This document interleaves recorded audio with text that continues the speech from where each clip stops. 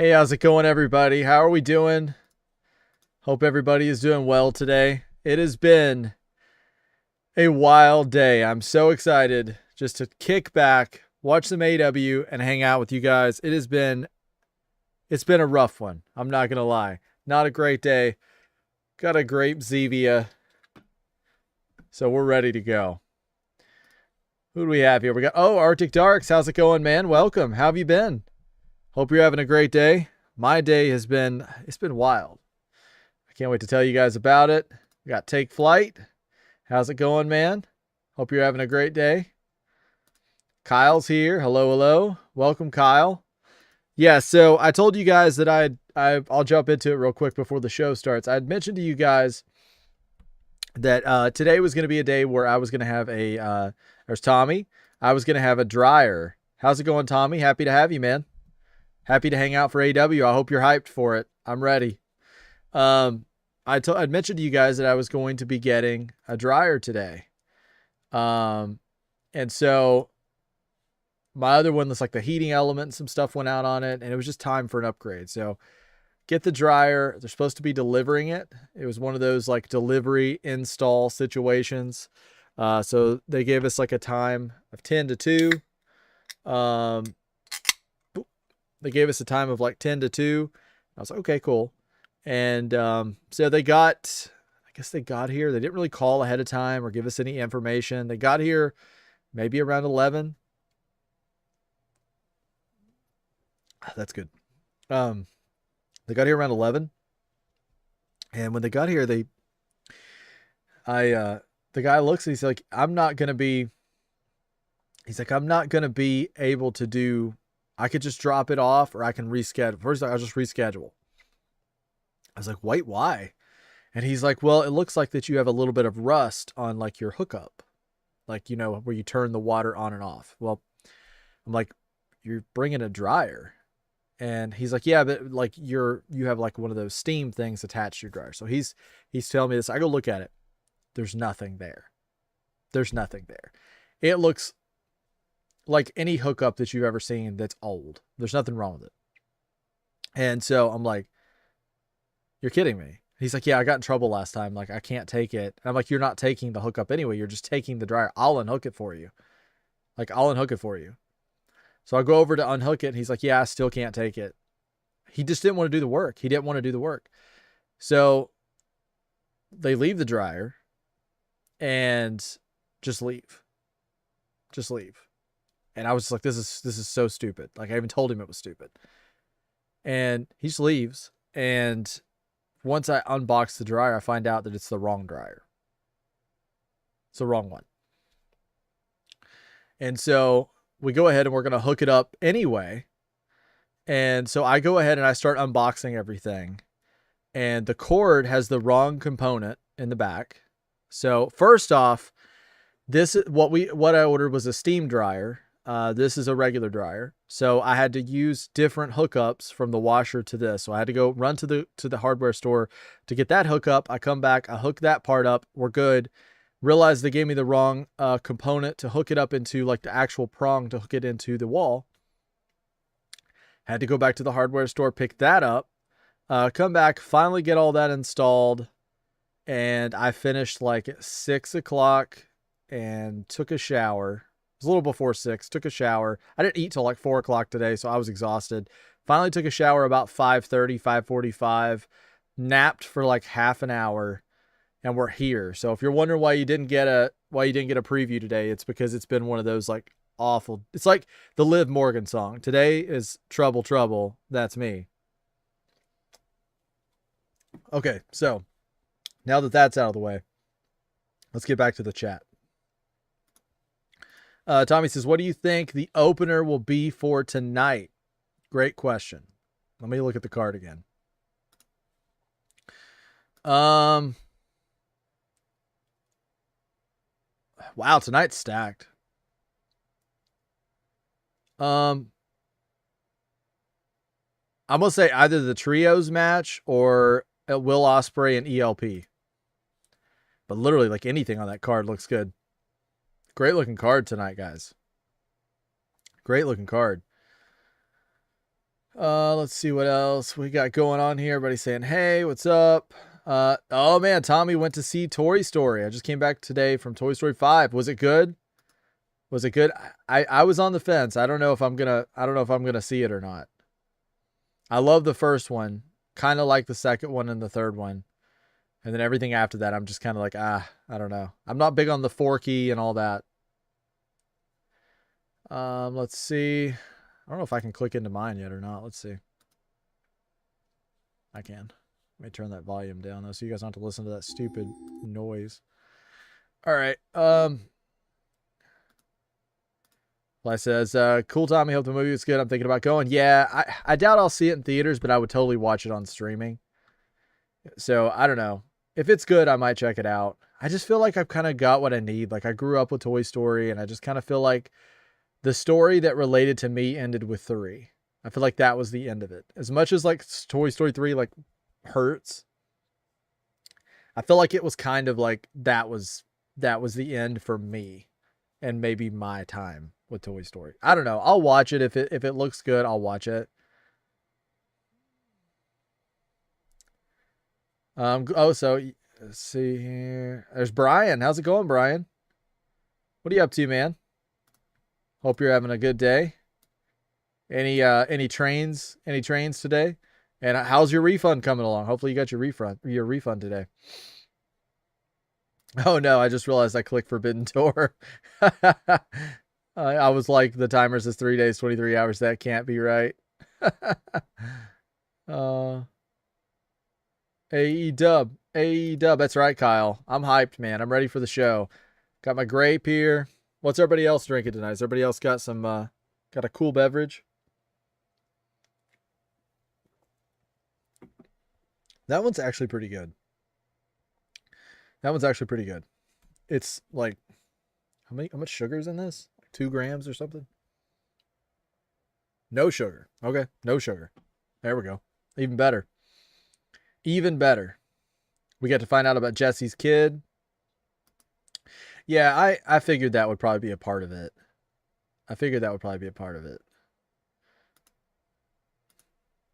Isn't that? I thought it was in the trailer, actually. I could be wrong. Oh my gosh. Oh, he's got some, Tommy's getting hyped.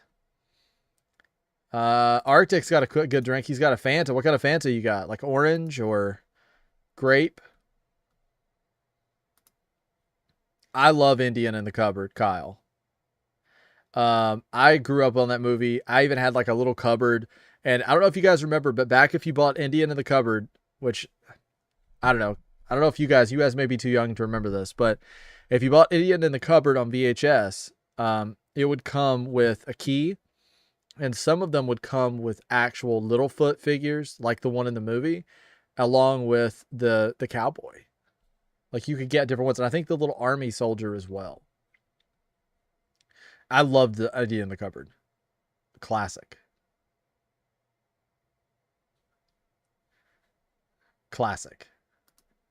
Hey, Chase Wrestling, I'm going to summer school tomorrow morning. Oh, man. Big day.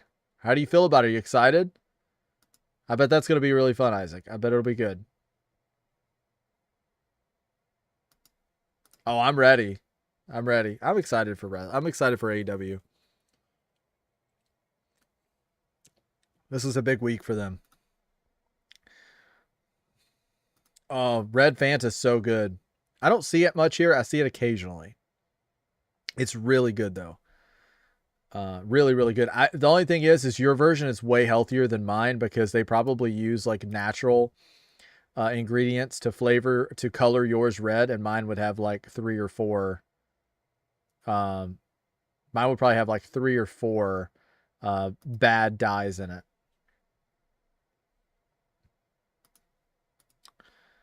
It's going good, Chase. No, still waiting for the refunds. I got a message from eBay Etsy saying they received a refund, but I still can't buy them. Oh man, the S100. Well, I hope you can get it soon. That's going to be awesome. I hope you can get it soon. Maybe too young that starts talking about some VHS. Dude, VHS was where it was at back in the 90s. I still have a lot of VHS tapes. That's where it was at. Oh, that movie scared you, Kyle? Really? I liked it when Darth Vader came alive in it. That was pretty cool. I watched a lot of horror movies growing up, so Indie in the Cupboard was pretty tame. Brian says, also, I have received a Chuggington wooden train lot in the mail today. So you did get some trains in the mail today. Awesome. You'll have to help me with the volume here. It's probably going to be... We might go down sometimes, but we don't stay down. Let's see. We're running hard tonight. Live TV, pro wrestling, the sport of kings. This is what we live for. We're going real hard. That sounds good on my test. Guys, let me know if that sounds good to you. Because I checked it on my phone, and I know it's different depending on what device you're using. But let me know if it's too loud, not loud enough. Just kind of let me know. Just keep in mind that I kind of have to keep my voice louder than the wrestling. Otherwise, I have to keep my voice louder than the show. Otherwise, we might run into some issues. Hey, I was right. That was hilarious. I didn't want to spit my grape. Chase, how was the world before color was invented? Hey, now, I don't remember growing up watching a lot of black and white stuff because there wasn't color. But I have to say, I did try to convince my girlfriend to watch a movie from 1955 a few days ago, and she was not for it. She was not for it. Let's see if I can turn it up a little bit.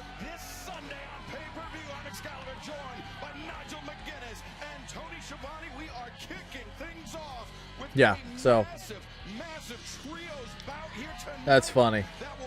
But yeah, I love old movies. Also, sorry for missing the rest of your stream yesterday, says Brian. Oh, no worries, man. No worries. I totally get it. It's one of those things where I know it's asking a lot because I'm streaming like every day this week, so I know that it's a lot. It's a lot to take in, even for me. But I'm so happy that you guys make it a priority to come hang out with me and watch wrestling with me. Literally makes my day. A highlight of my day, and I hope it's a highlight of your guys' day as well. Cotton Candy Monster Energy, Kyle. Oh, wow, man. Oh, man. Cotton Candy Monster Energy. Haven't had an energy drink in a very, very, very long time. Will Ospreay falling over? That was hilarious. What a moment. What a moment. I'm going to be extra careful when I'm clicking buttons tonight, guys. I don't think my fingers have the same kind of energy today anyway. I'm probably going to be clicking these highlights a little slower. Yes, I got another not for resale paint sprayer wagon, and it sounds good to me. Oh, cool, man. Cool. Do you typically like repaint them and stuff as well?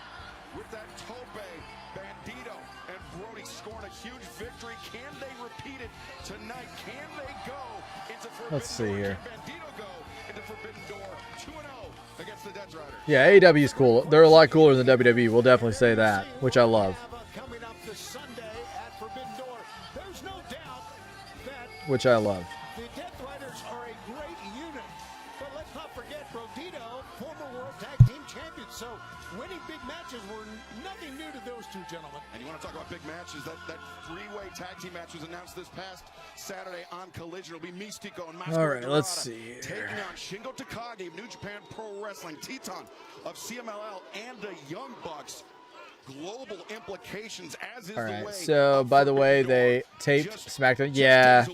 Unfortunately, I saw a couple of spoilers from SmackDown. Good ones, but spoilers nonetheless. I was hoping everybody could kind of avoid those and go into Friday without seeing all that, but it's looking like that it's going to be easier said than done.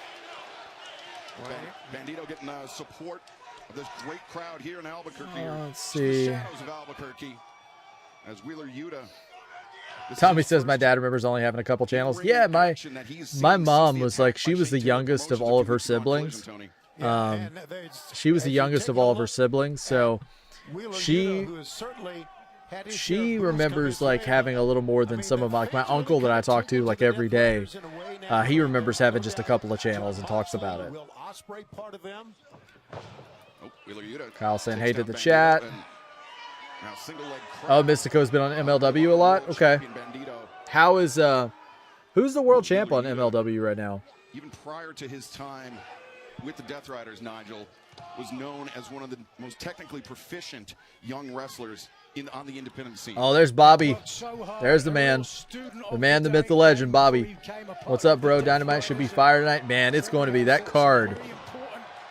It's insane. It sounds like it's going to be a great, great card tonight. But thanks for hanging out with us, man. I'm happy you're here. Second one, Bandito, or the third, Bandito bit over eager.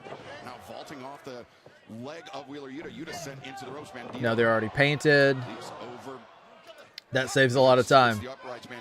There's Big Time Bex. Hey, peeps, what did I miss? Not too much yet. We're kind of just getting started. There was a backstage segment between the Death Riders. They were kind of getting hyped for the match, and Will Ospreay fell over, which is pretty hilarious. But other than that, we're just kind of getting started with the first match right now. So you're just on time. Oh, man, you're lucky.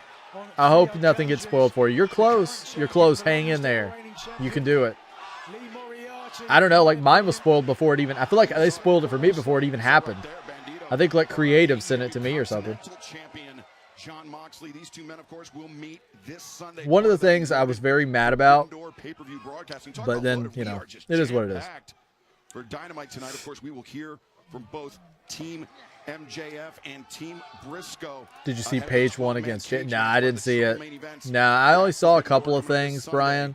I've tried to avoid a lot of the spoilers, but unfortunately I've seen a couple. But hopefully they don't. Hopefully we're still able to go into Friday with some surprises. And Rebecca Cross is the champ. Okay, very nice. Cross has it. House is Killer Cross. Oh my gosh, dialed up internet was the worst. I had AOL, and like every time somebody would call, it would cut you off the internet, and then you would have to like reconnect. Dial up internet was like it was trash. It was trash. And then you'd have to like turn a YouTube video on. Excuse me. You'd have to turn a YouTube video on, and you'd have to let it play and load for like 10 minutes just so you could finish the music video because it was so slow. Don't we get Sky Blue tonight? Oh my gosh, I hope we do. I'm going to be disappointed if we don't get Sky Blue. But I'm thinking it might be Saturday before we see Sky. It might be Saturday. Oh, we do have a ticket update. Awesome for Albuquerque. Hit me with it. Claudio. I've only saw one spoiler, and it was like a minute. Well, you're lucky, Big Time Bex. I saw two. Not happy about it, but I don't know why they just didn't film it. Why they just didn't do live in Saudi Arabia Friday. I just don't. It doesn't make sense. A friend of mine too. Messaged me today, and he's like, hey, Chase, I think they stocked Pokemon cards today at your Walmart. I was like, oh really? I was like, as soon as they drop off this dryer, I'm gonna head down there. Famous last words. I did not get to go. This thing's breaking down. Tonight's Dynamite and Albuquerque update. 2.3K cross. They're currently set up for 2.8K with AW stage. The capacity is 4.1K. Okay, not too bad. They did better last time, but they're still pulling it. They're still pulling it. Oh wow.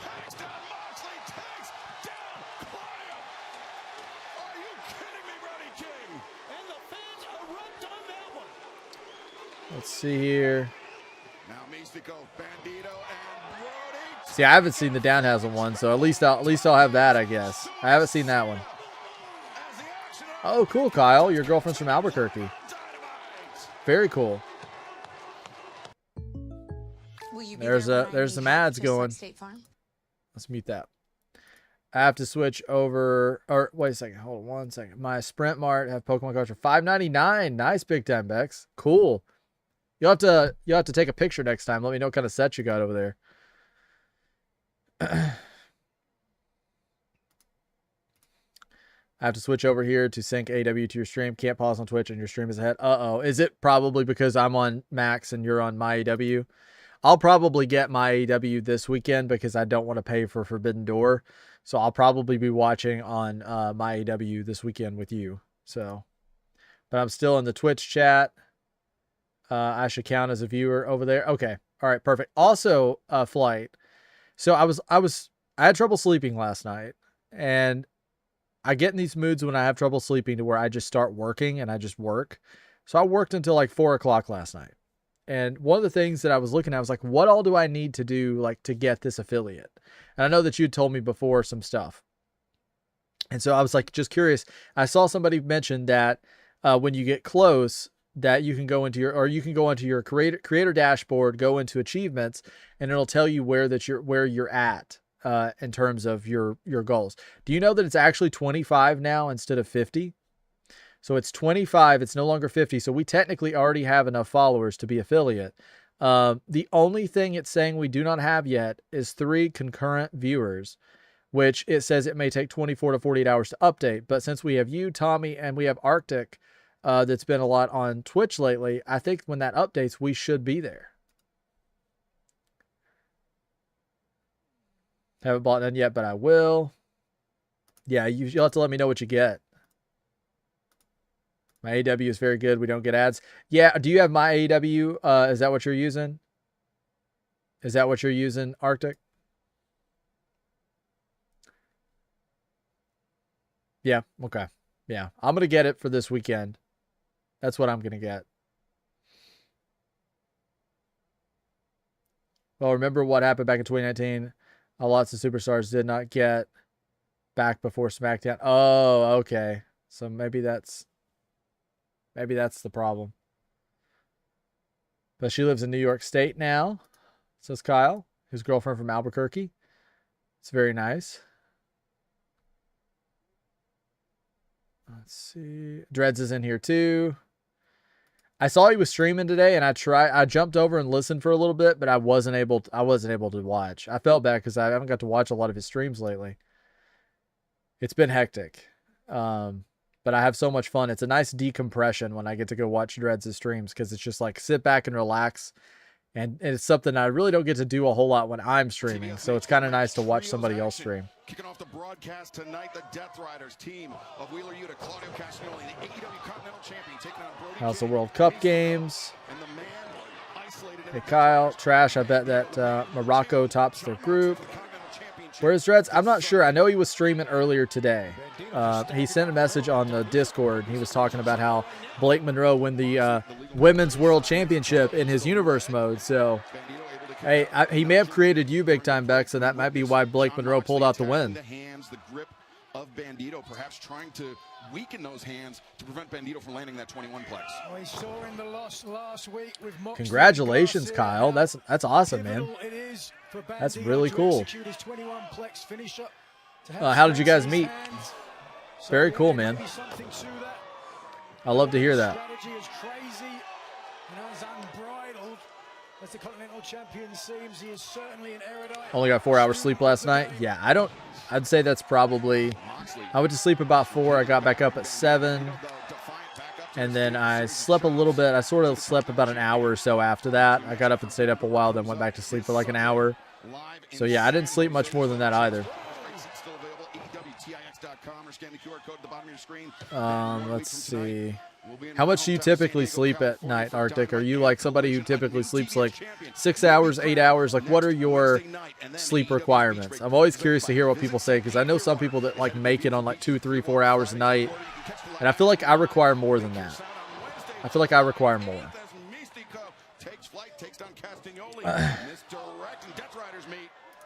Saw the fireball from Naraku yesterday on the WWE YouTube channel. Yeah, NXT last night was, it's not their best showing. It didn't really hype me a whole lot for Great American Bash. I think it'll be a fun show overall, but I think them hyping it as a PLE, it doesn't feel like a PLE. I think it's more of like when, you know how like Winter is Coming, it is a special show on AEW, but it's not technically a PLE, but they sort of act like it's a PLE at times in the sense that it's hyped and it's a big show. That's kind of what I think this Great American Bash is. I don't think they're trying to make it seem more like a PLE, and they're calling it a PLE, but I think it's just it's a show with some title matches. Tags out to Moxley now. Moxley from behind. Sleeper At work, very cool, man. Very cool. I met my girlfriend at work also.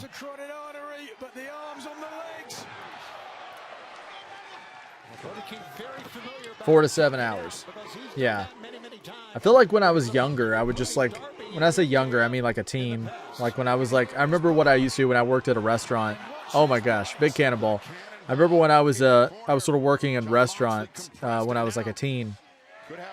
I would go to work, and I actually did an opening shift, so I was like early morning. So I had to be at work at like 4 or 5 o'clock in the morning. And so I would go to work at like 4 or 5 o'clock in the morning, and I would work until like 1 o'clock, sometimes 2. I would get off work. I would come home, which I don't know how my body handled this, but I would come home and I would shower. I would eat something. And then I would immediately, like 30 minutes after that, go to bed, and I would sleep until like, I don't know, like 4 o'clock, 5 o'clock or something, right? I'd sleep for like a couple hours. And then after that couple hours, I would go watch a movie, or I would go shopping, or I would go out to eat, or like whatever, like later that evening. And then I'd be back in bed again by like, 11, 12 o'clock, and then I'd do it all over again. So it's like, oh, he got him. That schedule was like tiring, but I don't think I could do it with the same level of momentum now. I was like 18, 19, 20, worked in restaurants for about 6 years.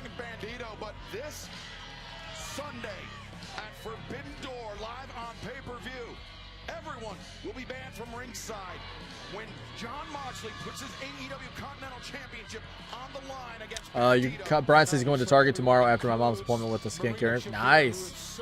Is there anything specific you're looking for at Target, or are you just gonna do a little bit of shopping? And as we mentioned, absolutely loaded tonight. Tommy says, I just realized next week we have the Survival of the Fittest for the TBS Championship. Nice, yeah. Now let's head back to Renee Paquette.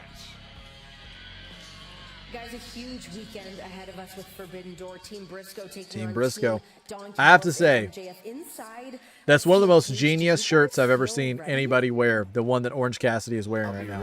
I don't feel ready at all. It's absolutely We genius. don't have time to waste. This is Mark's opportunity to become world champion. And I told him I'd do anything physically possible to make sure we win. And I hope all of you. Bobby says, did you get to watch Leo Rush win the television championship, bro? I saw the clips. I haven't watched the whole show, but I saw the clips. I don't hate you nearly Very happy for Leo Rush. I love what he's doing right now. I love that spooky character. did to my best friend, Adam! That shirt it's his face, and he's wearing a second pair of glasses, and the way the face is, when he puts the glasses and holds them on his shirt, it's like his face is wearing sunglasses. That's not part of the shirt. That's a second pair of sunglasses. That covers everybody, I feel like. Wait. It's kind of genius, actually. Where's the man leading us to war this Sunday? Not a big Orange Cassidy guy, but I'll give him credit for that. Mark will be in the middle of that That's ring funny. tonight to give the whole world a piece of Yeah, his mind. it's pretty funny. Let's go, boys. Oh, it could be good. I think it will be. I think it will be. It's fine. I want to see him take the glasses. See, it's like you can tell it's not part of the shirt. Marina Shafir. Shopping and looking for the 2026 Thomas and Friends merchandise. Oh, cool. I feel like my Target is always kind of a letdown. I hope we start getting like better stocks or something. Or maybe I just need to start looking for something other than Pokemon cards. Maybe that's the downfall. Maybe I have an awesome Target, but I'm just looking for something that nobody's ever going to find. Supergirl? I've heard that movie is not great. I'm going to tell you guys something. Did anybody hear? This is actually not off topic since we're talking about Supergirl. Did anybody watch the Superman movie that came out like a year or so ago? Or, I don't know, a year and a half or something. Whatever. The last one that came out. Did anybody watch that movie? I didn't like it at all.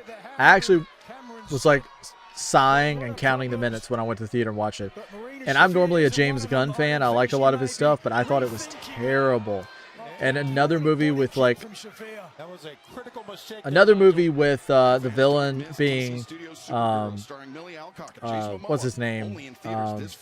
Get your tickets now. Why am I drawing a Charlie blank? Cameron, Marina Shafir facing off in this survival of the fittest qualifier match. Of course, the survival of the fittest match pioneered in Ring of Honor, Nigel. Why I can't think of his name? Superman's villain. Person elimination match used for the first time ever in AEW 1 week from tonight to crown a new TBS champion. It's a match that really set the stage for the chaos and the excitement. Lex that Luthor. Ring of Honor came to be known for. But right now, a single leg Boston. Whoa! Here's Marina. Feel the wrath. I like Harley. She's funny. She's got a lot of energy. Now you see Hikaru Shida, Persephone from CMLL, Chris Statlander. I heard they used leftover pieces of the cloth in the Superman movie for the Supergirl one. I don't know who directed this one. Lex Luthor, yeah. I'm not sure who directed this one. But I know James Gunn was like the overseer of the entire universe. But man, the movie, like the Superman movie, I didn't think was good. And then when I started to look at this one, she was already coming out, and like the lady who plays Supergirl, really liked her on House of the Dragon when I watched the first season of House of the Dragon. But she was already coming out and making comments.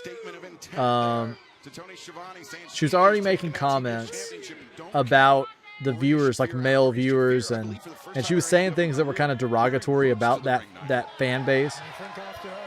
And it's like she didn't learn anything from Brie Larson with Captain Marvel. I don't think the movie's going to do well. No one should be afraid of Marina Shafir, even though you look at her, you think, man, I'm afraid of this woman. I'm going to go Chelsea. I think Harley is a great entertainer, and I think she's really grown, because I remember when I first started watching her on AEW, and even some of the stuff she was doing in TNA at the time, I was watching that. So I've been watching pretty much since the beginning for her, and I feel like she's grown a lot, especially as an entertainer, and she's done great in the ring as well. I think that she could be really special given the right circumstances, the right story. But I got to go Chelsea, because I just think Chelsea's like the best. Like, I just love Chelsea so much. Like, she's the best. She's like the best. I'm a Chelsea Green fanatic. I love her. I don't think Chelsea does anything wrong. I don't like Superman Girl. I think it's one of the most boring superheroes. I watched every season of Smallville, not as it aired, but later on, I actually watched it all when it was on like Netflix. And I remember watching like 9 seasons, and he still wasn't in the Superman suit. I think he put it on the last episode of 10 seasons. I questioned my life choices after that. I'm not a big Superman fan either. I like what he stands for, but if I'm going to pick like the babyface superhero, which we'll call him the babyface superhero, right? If we're going to pick like the babyface superhero, I would totally go Captain America from Marvel. And I also don't imagine that, I know I've always heard this thing. I don't know, maybe you guys, maybe Arctic and Flight, maybe you guys could shed some light on this a little bit, but I've heard that Superman is very unpopular in outside of the United States. Like in the US, Superman's pretty popular. I wouldn't say he's as popular as Batman by any stretch. I would say Batman would obviously be the most popular from DC. But Superman is up there. I would say he's in the top 2 or 3. But considering that the whole character, there's so much of like US baked into that character, from the suit to a lot of the things that he says and does, and the fact he grew up on a farm, and he's just basically like salt of the earth, like, you know, farmer. I've heard that character doesn't translate market wise in other countries. Like I know that like Japan is a big market for superhero films back in the day. And I always heard Superman performed less than other superheroes just because there is so much of sort of the nationality baked into the character. I don't know. I always thought that was fascinating. I don't know how true it is now. I mean, back then that we're talking like the Man of Steel days.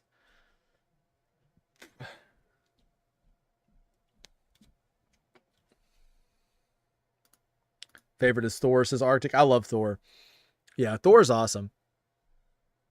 Chris Hemsworth also great. I think I'm excited for Doomsday. Like I'll go and see Doomsday like probably the first night. Like I'll probably go as soon as it drops. I'll go see it. But I'm going to go ahead and tell you guys right now. If the movie opens up, I've heard Tobey Maguire I've heard people say that he could be in this movie and that they're going to be like pruning different timelines and things like that. If they take out Tobey Maguire, I'm literally just going to quietly sit up. I'm not going to disturb anybody. I'm going to quietly sit up. I'm going to have my popcorn in one hand. I'm going to get my drink in the other hand. I'm going to just walk down my aisle. I'm just going to go ahead and throw my ticket in the garbage. I'm going to go home, and that movie is dead to me. If they kill Tobey Maguire, we're done. We're done. They can't do it. If they can't, they probably will. But if they do it, we're done. I'm dead serious when I say that. I'm not even joking. I will leave. I will leave. I'm out of there. In my mind, even if it looks like they're about to do it, I'm probably out of there. Same thing with the Gotham TV show. We don't see Bruce in the Batman suit until the final episode. Yeah, Brian, I watched like the first... I watched a lot of seasons of Gotham. I didn't finish it, but... I need to go back and watch some of it. Like the part that I didn't finish. Because I spent a lot of time with that show. It's not great. I didn't think it was great, but it was kind of fun at the time. I liked some of the actors. I used to be a lot bigger into it than I am now. That was kind of like, other than horror movie, I like horror movies. That was my favorite type of movie. It was like the superhero stuff. I still enjoy it, but I feel like now that there's been some kind of like disconnect with me and the content that they put out, because I feel like, that I've started to, like, I'll watch one of these Marvel movies. Like I watched the Fantastic Four movie, and I absolutely despised it. I thought it was one of the worst like superhero movies I've seen in forever. And then I heard from everybody else, and they're like, they loved it. They thought it was great. They thought it was a great movie. And I was like, is it me? Like, if I changed, or is the movie just not good? Like, why is it that so many people are saying they like this, and I'm normally into this kind of thing, but I just don't get it. I don't like it. I think it's bad. I don't know. To me, the only good DC superhero is the Flash. Oh, wow. Big win for Harley Cameron. Huge win. She came out acting super tough, Marina. But she did get beat by Supergirl, so. To me, the only good DC superhero is the Flash. If someone says add Batman, I say fine, but the rest can go. Batman's my favorite, but I would almost agree with you. I loved the CW show, Flash. I watched Arrow, I watched Flash. Flash was my favorite. That show was so good, especially the early seasons. You saw that too? Yeah, I'm going to watch Spider-Man. Yeah, I'll watch Spider-Man. Even though, like, I crack up so much with Tom Holland because I love him as Spider-Man. He cracks me up. But he's, like, historically, like, the worst Spider-Man. Like, he's so bad. And I don't mean from, like, an acting. I don't mean, like, an acting thing. But I mean in terms of, like... I don't know in terms of, like, acting.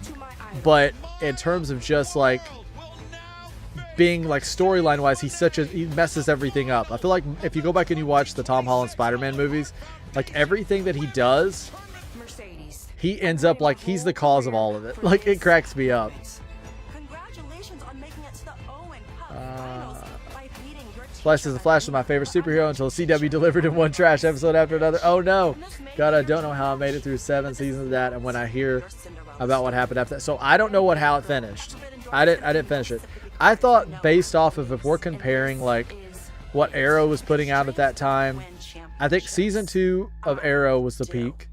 When you had Slade Wilson, that was kind of the peak of it for me. And then whenever you did the first 2 seasons of Flash, I thought that was the best. I think I ended up watching up until like season 3 or 4. But yeah, I thought it was better than Arrow. I can tell you when I stopped enjoying it. I don't know if you watched far enough. You said 7 seasons. The part where it got to a musical episode because Grant Gustin used to be on like Glee or something, and they did a musical episode. That was when I was toast. I was done.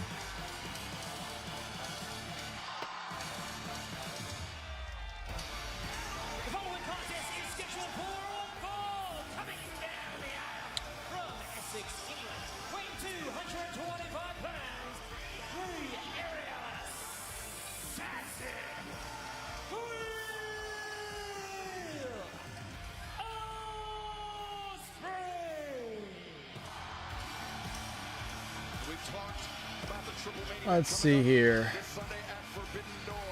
Has me crying. Oh no. Oh no. I mean, it may have went way down after I stopped. I don't know, man. I probably, like I said, the singing episode was the end of it for me.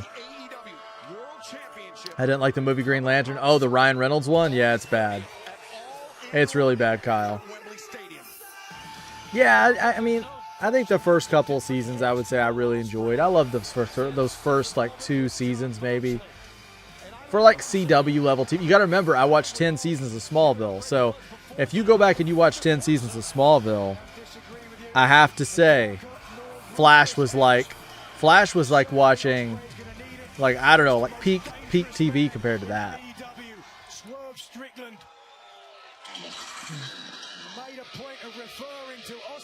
See, first season, sure. Season 2 and 3, maybe. Everything after that is an absolute disgrace. Yeah. I don't remember which season was like Zoom. I remember Zoom. El Phantasmo. Oh, man, I love Mina. She cracks me up.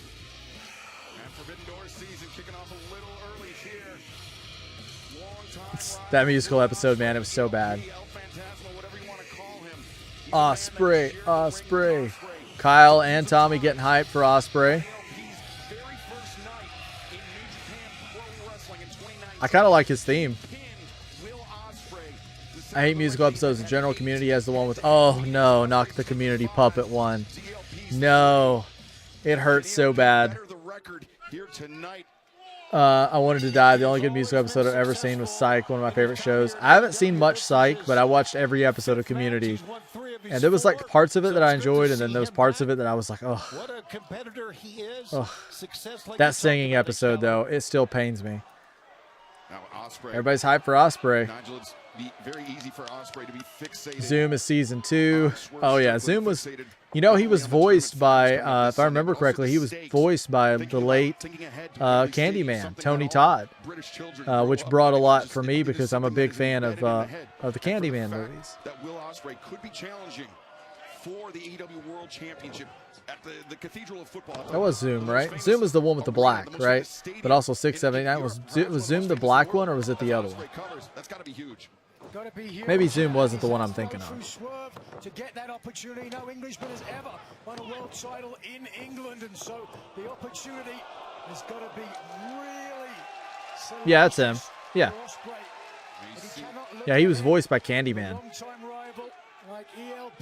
And Tony, we got to look at just how well those two men know each other. Ospreay narrowly avoiding that thrust kick from ELP. Yeah, you bring up a great point about Ospreay trying to be the first Englishman to win a world title in England. But listen, you can't overlook ELP like we talked about. Look at. Yeah. I like ELP, but Of course, before joining the AEW roster, he was a member of the New Japan Pro Wrestling roster, both in the junior heavyweight and the heavyweight division, holding multiple championships. And so a victory over Ospreay not only would help ELP's stock on a global scale, but specifically it would help him in the ascent in New Japan Pro Wrestling. As speaking of ascent, look at the footwork of ELP. oh my gosh, these two are both so athletic. That guy over there better hang on to that belt. He's like draping it over the he's flexing and he's like draping it over the barricade.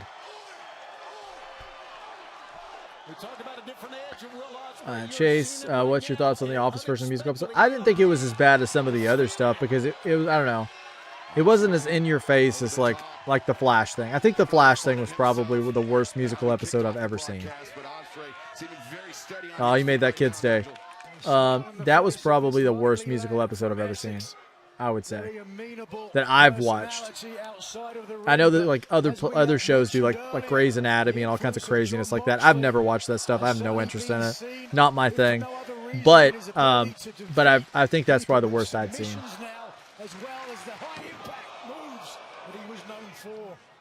That death ground from Will Ospreay has become a very potent part of his Ospreay. They ruined every villain of the show and the finale.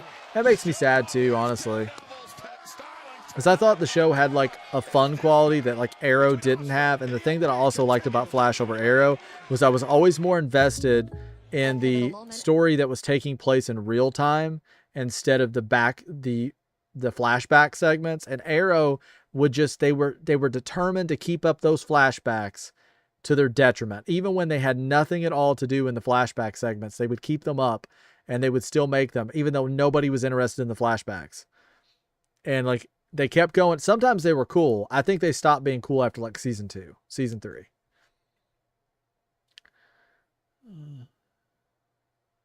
That was the cherry on top. The show was so bad, the viewers were hoping that Candace actually gets killed in season 3. Sorry, Iris is not Candace. Candace is the actress's name. I mix that up so often. Yeah, I know who you're talking about. Yeah, it got to the point to where it was over. It was much. It was too much. They didn't know how to just, it's like they got to a certain point and didn't know where to go from there. I do think it had a great cast, but it was like, I don't know. I have to say too, Grant Gustin, who played the Flash, they should have just got him to play the live action movie Flash, because he was so much better than, what was it, Ezra Miller? And that guy was just always into like trouble or something, it seemed like. Should have used Grant Gustin. I like Multiplex from the Flash. Oh, is that from the show, Brian? That bump did look a little rough, didn't it, Tommy? Yeah, cast was so good. Cast was so good. It really was. It was like, I think the first 2 seasons, the only thing I would really say, I think the only thing that really stopped it from really, really, really doing great was it just had budgetary restraints. Gorilla Grodd was pretty cool. I mean, they had some cool stuff, but it was just budgetary things, because CW is just not known for their budget. I watched 15 seasons of Supernatural. I watched every episode of Supernatural ever. 15 seasons, and most of them I watched as they aired.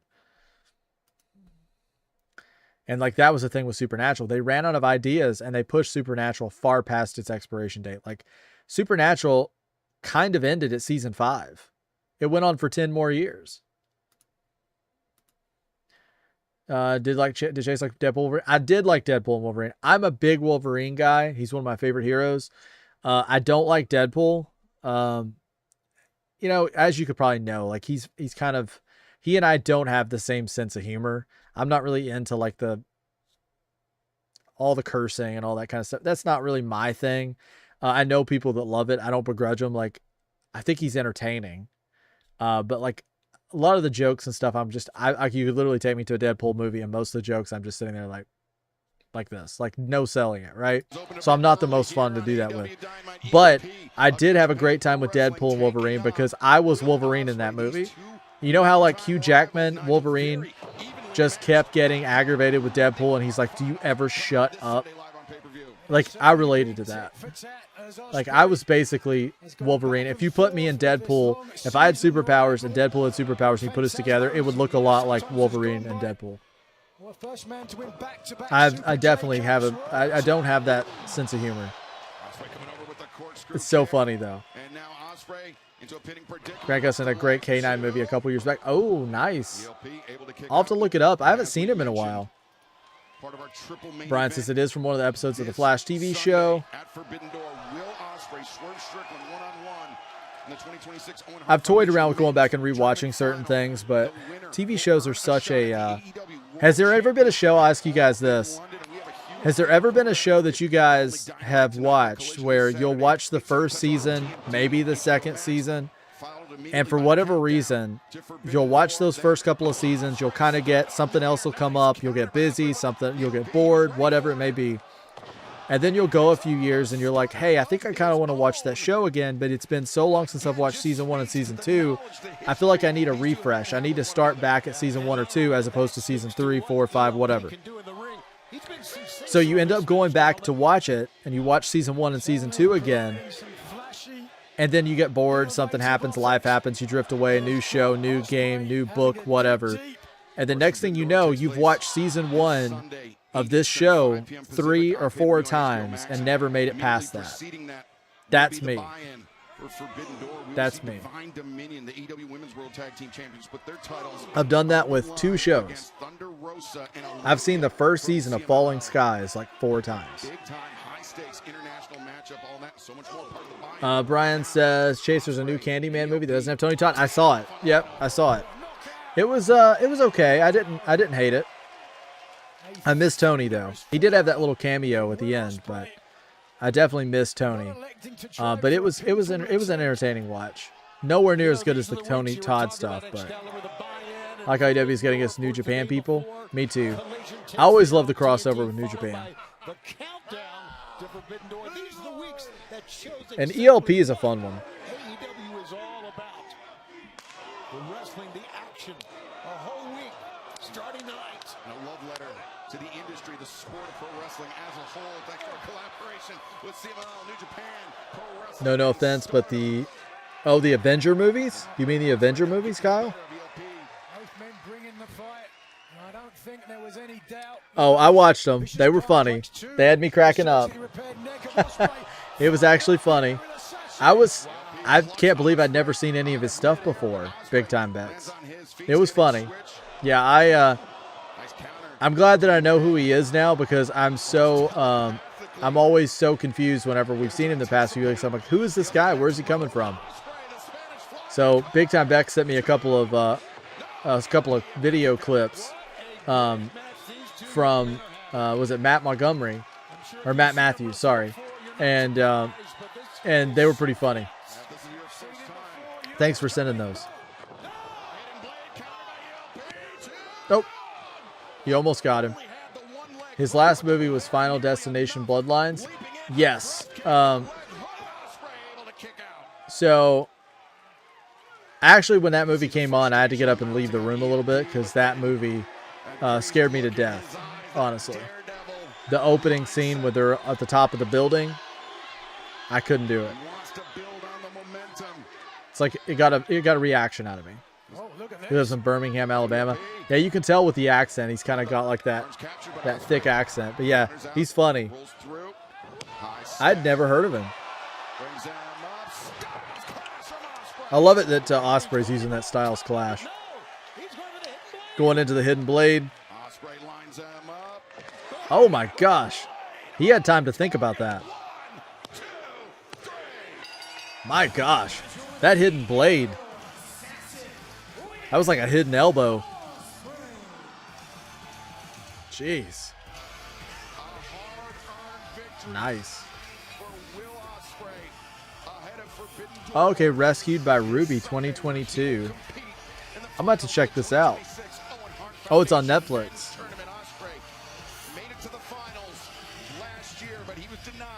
Nice. I'll have to check it out. Will this be Ospreay's year? Or will it be the year of the most dangerous man? I don't even know, man. That's a great question, Flight. I mean, because there's that part of you that's like when you think you're about ready to get hit, you have that reflex of like to move. Like so much of it I feel like is not even like thought. It's just reflex. So it's like when I know something like that's coming, like the first thing I'm going to want to do is like matrix it, right? I'm going to want to like lean back or forward or whatever it takes.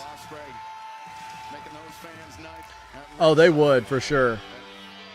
They would definitely ban it. Our Swerve. Prince Nana.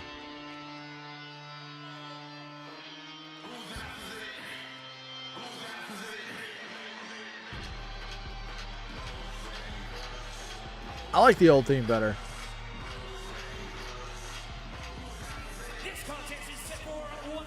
Swerve is like, I remember when he was on 205 Live and he was trying to hit that weight. He was like a smaller guy. It's been a lot of muscle, a lot of weight. Good win. Swerve and Ospreay might be the match of the night, bro. What do you think? I think it probably will be, honestly.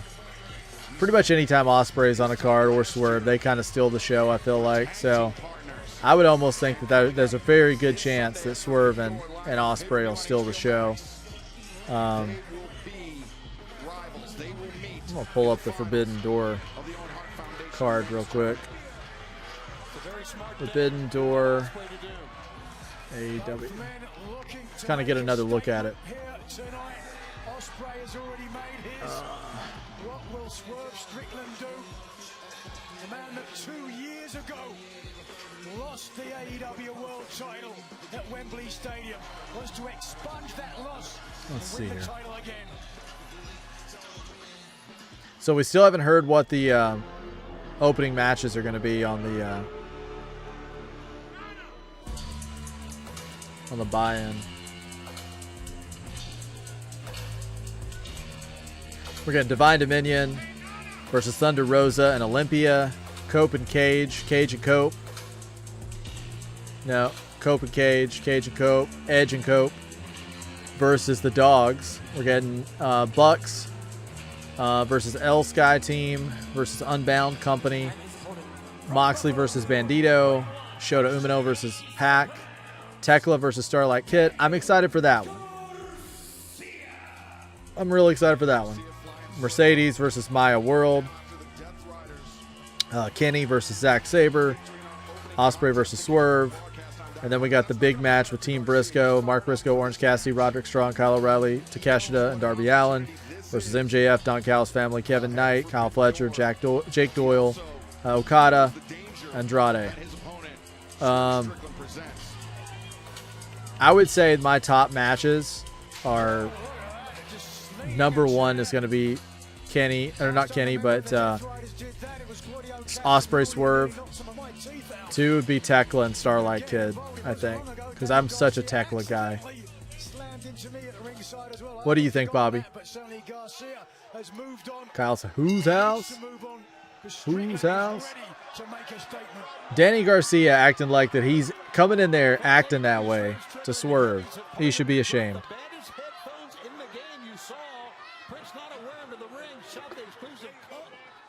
You know what's funny about these drinks? When you drink them and they're really cold, they're good. But as soon as they start to like get room temperature, they have like a really bitter aftertaste. Takes Garcia off his feet, but immediately back up and not backing down to Swerve Strickland. Strickland shutting down the aggression of Garcia. Oh, wow. Tuck your chin, grit your teeth. I'm not a Danny Garcia guy. Not big on Danny. Not big on Wheeler. Yeah, I think that I've kind of missed the boat on those two. I'm not a big fan. I haven't ever been. Unfortunately, I don't see it. I don't get it. I don't. You know, if anybody else enjoys them, like that's the thing about what I try to always make sure I say is like if you guys always like a wrestler, like I know a lot of you guys are Randy Orton fans, and I'm open and honest about not being a big Randy Orton fan. I pretty much respect all the wrestlers, but sometimes there's just certain ones that don't connect with me or don't resonate with me. And if they do with you, that's awesome. Like I'm happy. Like I love it that we all have different like favorites and opinions and things like that. That's what makes this so entertaining. If we all kind of like the same thing and the same wrestlers and the same matches and the same shows, and if we all was that way all the time, it would get boring pretty quick. So I love it that everybody has like different opinions. Mine's no better than yours, or you know, I love that. In the current heat wave, I take my drink from the fridge, walk to my PC, and it's already warm. Oh no. Oh no, that is the worst. That is the worst, man. I'm still recovering from where I worked outside and cleaned out the dryer vents and things the other day and put those tables together. I guess it was Saturday. I didn't realize what happened, but like mosquitoes or something bit me through my pants. Like I was wearing pants, and they bit me through the pants, and I have like these big, like I have like 2 or 3 really big bruise marks on my leg right now from mosquitoes. Like they got me good. Like I was a buffet out there.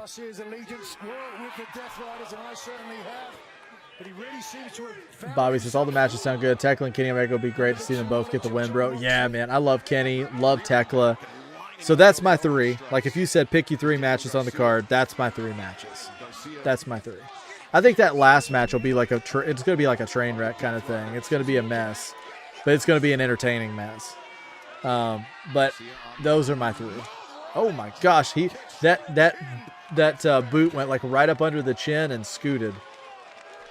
He's going to have some like tread marks there. I like how that guy's like, boo. Just outside of Albuquerque. There he goes again. Letting Daniel Garcia hit. Clips Garcia on the way in. Swerve Strickland. There you go, Swerve. Give it back to him. Give it back to him. If I ever get 3 wishes, won't be for the death of all mosquitoes. Hello, Panera guys. Can I have all your attention? Oh my gosh. One of them is like, I mean, I feel like that I don't do a ton. Like I'll go to the park and walk, but like for whatever reason, they don't get me there.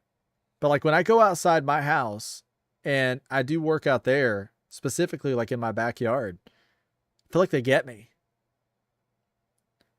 They feel like they get me. I don't know. Like to this time I went out and I felt nothing. I was good. I noticed the next day my legs were kind of itchy.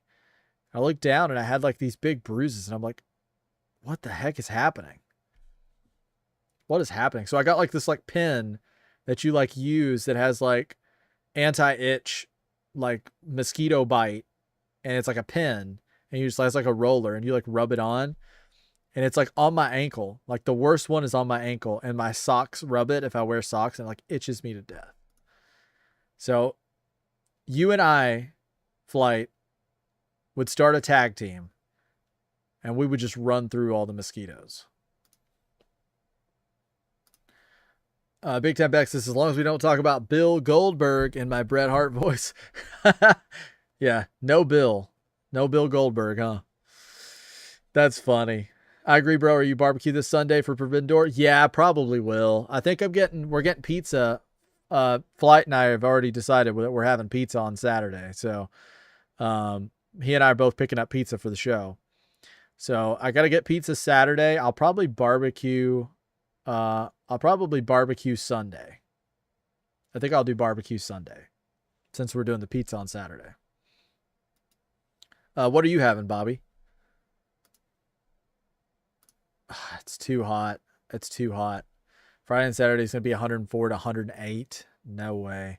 Is that normal for you guys? Like what?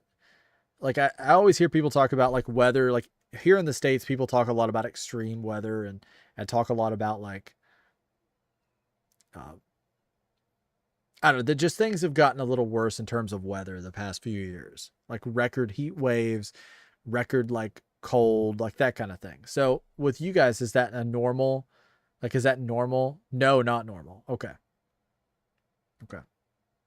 Yeah, it's because we've experienced a lot of not normal here in the past couple of years.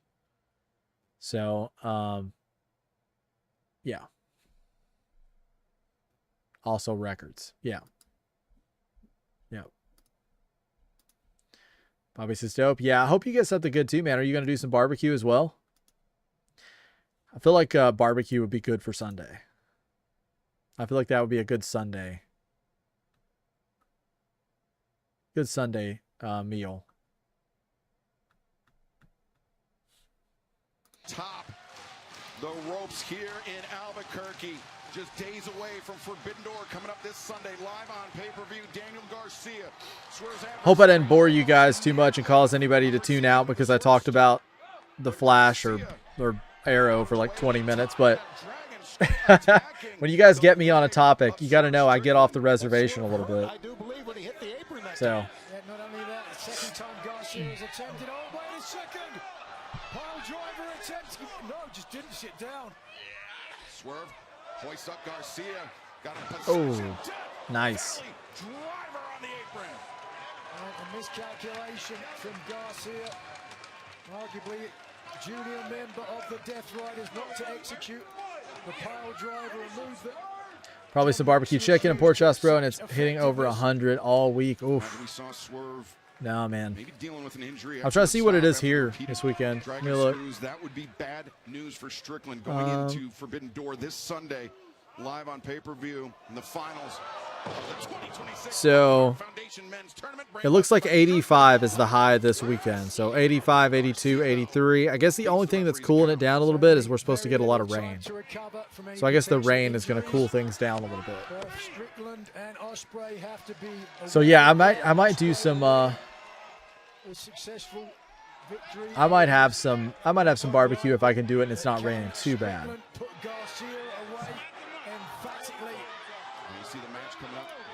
Oh no, F1 is this weekend too. Are you kidding me? Uh-oh. It's going to be a busy weekend, man. Busy for me and even busier for you. So much good stuff to watch. My fault for having like a trillion interests. I'm the same way. It's not just you. It's not just you. I'm right there with you. It's like with it's like when you have a lot of interests, it's like you constantly feel like you're being pulled in different directions, and you feel guilty if you stay away from one of your interests too long. Like you start to feel guilty if you don't feel like you're giving all of your interests or all of your hobbies like the same love and attention and care. Like I'll get to the point where I'm like, I feel guilty because I've not spent enough time doing this thing or this thing or this thing. And that's only gotten harder recently. It's not going to work. Oh, man. Okay. It's hot and muggy here. High humidity. Yeah. What do you got going on this weekend, Big Time Bex? You having to work this weekend? Sounds good, bro. Yeah. I'm hoping that I'm hoping the rain stays away long enough for me to get some of that done. But I'm pretty much going to be live all weekend. I mean, we got shows Friday, Saturday, Sunday. Going right back into next week, so it's going to be a busy weekend. Now, Swerve Strickland, he's got to weigh this. Can he afford to suffer potential damage to that knee? Oh. The match with Ospreay this Sunday. Swerve's kind of like Ospreay in the sense that he just, even when he does like something like like he uses like his elbow or he takes moves that are pretty common, but they look really like, even if he's not hurting somebody, they look really stiff and believable. I like it when something looks like, oh, okay, I don't have to look at it like, the worst is like when Matt Hardy takes like somebody's head and puts it into the turnbuckle like 10 times, and they just go along with it, and they're just like, 1, 2, 3, and then he goes down to the next turnbuckle, 1, 2, 3. And you're like, it's the fakest looking move ever. No disrespect to Matt Hardy and Hardy Boys fans because I love the Hardy Boys. I'm just saying that move in particular looks fake. I love it when wrestlers have moves that just look believable. Oh, man, the leg got him. Stumbling forward, the leg gave out, and Garcia now looking to take advantage. Garcia steps over. We're seeing a lot of styles clash tonight. See, that move would have more impact if we hadn't just seen a better version of it in the last match. Sorry, Danny. Going right back to the leg. Ospreay does it better. And now Garcia trying to step through, looking for that Dragon Tamer. Up kick from Swerve Strickland. Fans just got an update from Tony Khan. Our main event tonight. Konosuke Takeshita. Okay. Takeshita and Ricochet for the AEW International Championship tonight. From ringside, these two men will meet one-on-one in our main event tonight. International Championship on the line. Oh, we got him. See, again, like the hidden blade. But see, that's where I don't agree. That was 3. Danny Garcia has no right to be kicking out of the house call. No right. Let's keep the house call dangerous. Oh, he's going for the hidden blade. Oh. See, he made that look good too.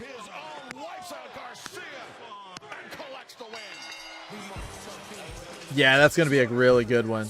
That's going to be a great match. Takeshita and Ricochet, that's going to be wild. I feel like I've become a bigger Takeshita fan the past, like, I don't know, the past like 6 months or something. I feel like ever since he's been doing the stuff with Okada, I really like that. I really like that dynamic between the two of them. So I've grown. He's grown on me a lot.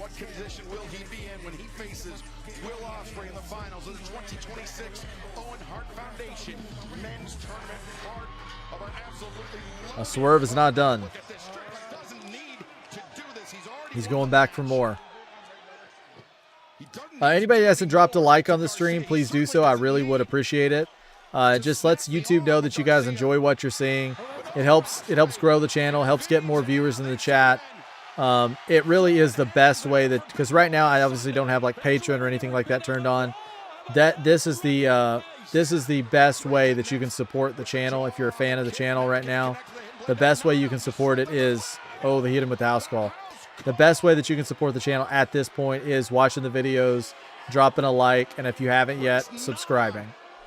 That's literally that's the absolute best way you can support us. But now, swerve with Ospreay inverted, looking for the vertical. So Danny's saving. Instead, Yep. Garcia bails out Ospreay. Oh, wait a second. Garcia managed No, that's not going to be good. That's a really dangerous move too. from Swerve Strickland. I see Cody do that occasionally, but that's about it. I always feel like that when they hit the ropes with the steel chair like that it's going to bounce back up and hit them in the face, which I've seen it happen to a few people. Off Friday and work the rest of the weekend, so I'll be here with y'all. Oh, awesome. Awesome. That's good. I'm excited for the shows. We're going to have a good time. You should have some pizza on Saturday. That's what Flight and I are going to be having.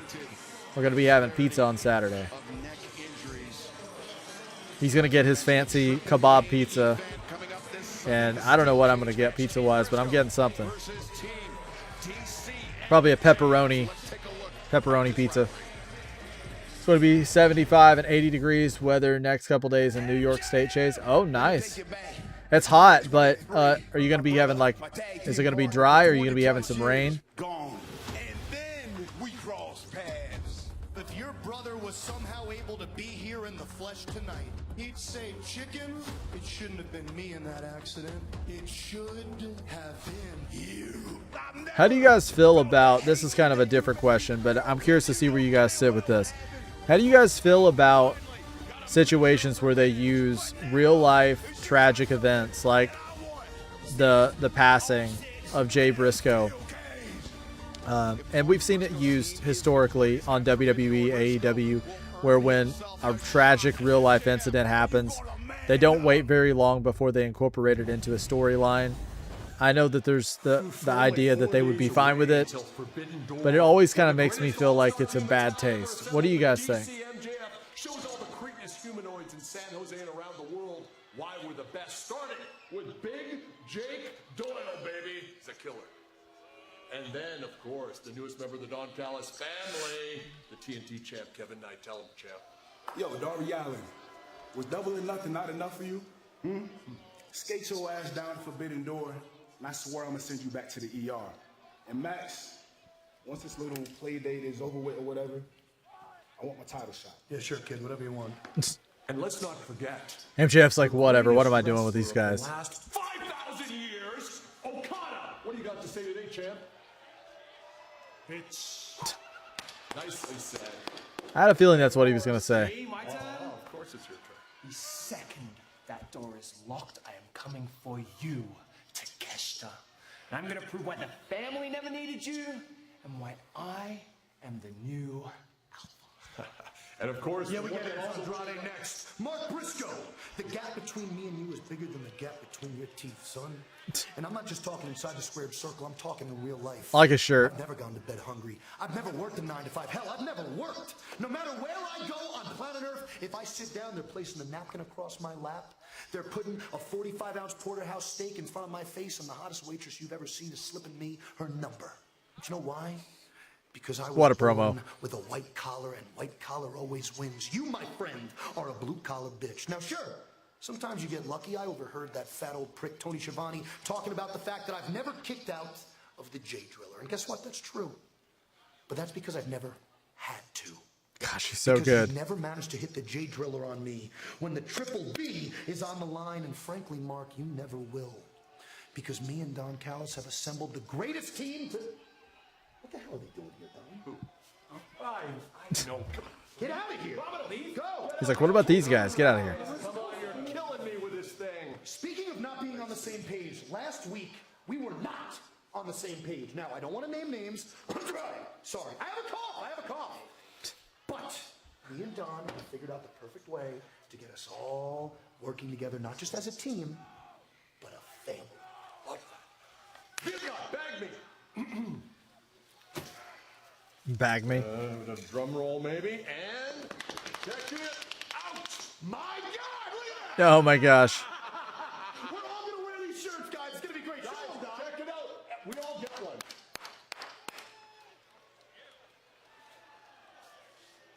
That's like the worst shirt. Remember when they had like the painting with him and Kenny Omega? But nonetheless, Remember that? the steel cage match coming up Sunday, and we will hear Got some Jungle Boy. Briscoe live tonight as Dynamite rolls on the action. How are they able to do Styles Clash in AEW? It feels like that there's a lot of AJ Styles fans working over in AEW these days.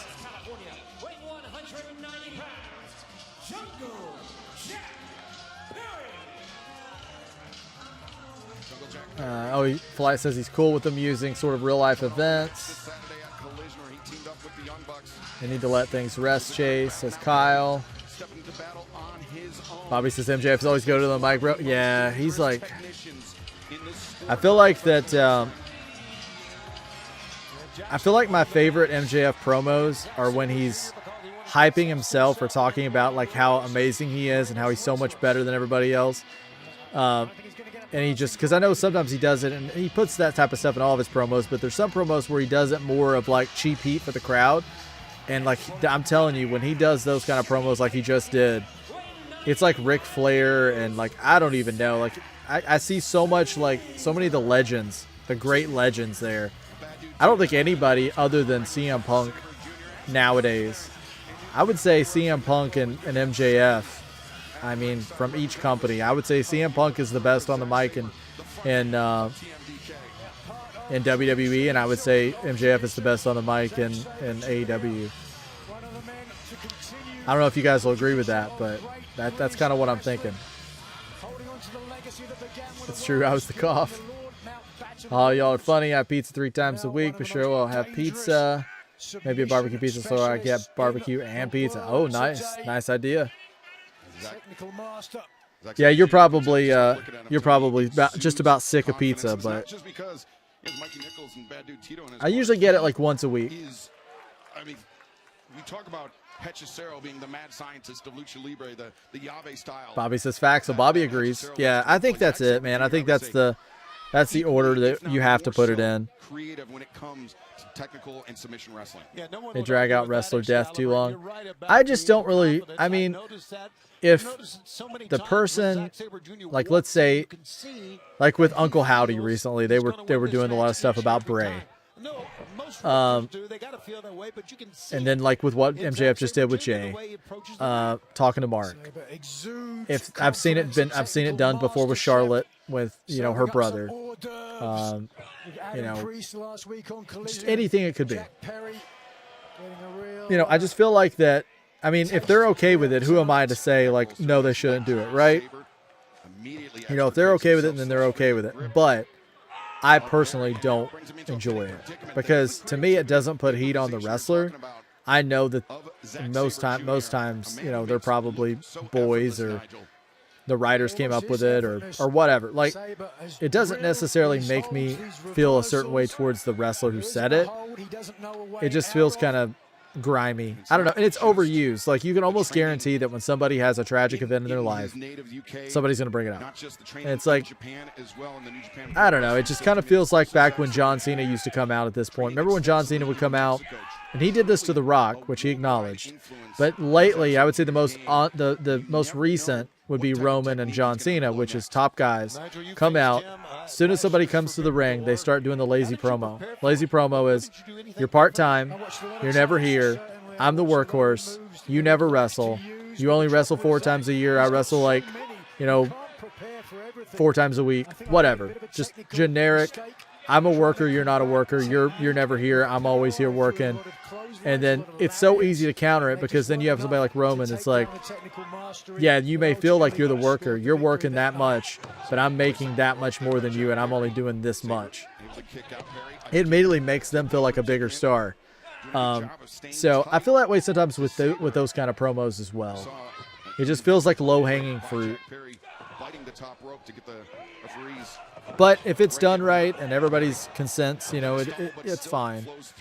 Who am I to say anything about it? But I guess the circumstance would dictate the outcome. But as a rule, I'm typically not a big fan. Jack's really showing us something there. Yeah, Sabre. Trash talking the crowd. Doing the right thing, taking away any momentum from Perry, who thus far has almost tried to compete with Sabre when it comes to technique. In my opinion, would do well to turn this into a brawl. Oh my gosh. There you go. Overhand shot from You heard that. That rung out through the arena. Bounding off the ropes, and now Sabre sits down immediately into the cross arm breaker. Perry gets the rope break, but also gets the arm stomped on by Sabre. Such violent, short bursts of energy from Sabre. Methodical offense here. Kyle says, I agree with what you said, Chase. Amen, brother. Yeah, I'm glad that you feel the same way, Kyle. Because I feel like a lot of times, you know, these kinds of things are just fun to talk about because everybody kind of has different looks, you know, ways of seeing it. But ultimately, that's how I've always felt. Omega got to be happy at this point, I think. Or do you think maybe Omega wants Zack Sabre at 100%? You may not get him if Jack Perry has his way. Ooh. Wrenching the arm across the top rope. And now Sabre lining up the stomp. All right, I was just checking out the stream, making sure everything looks good. Dismantling Jack Perry as this match continues live on Dynamite. Don't go anywhere. Jack Perry's kind of changed the gear up a little bit. Let's see. I'm going to see if they updated that stat over on Twitch. Flight. I'm going to take a look at that stat over there. Your dashboard. Let's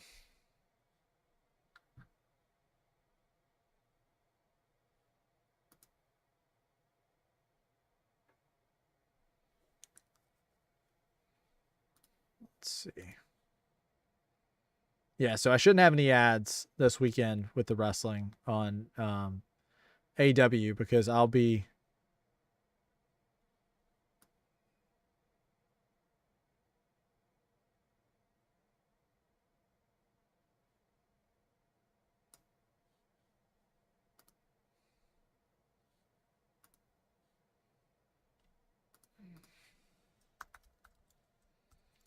What's everybody got going on tomorrow?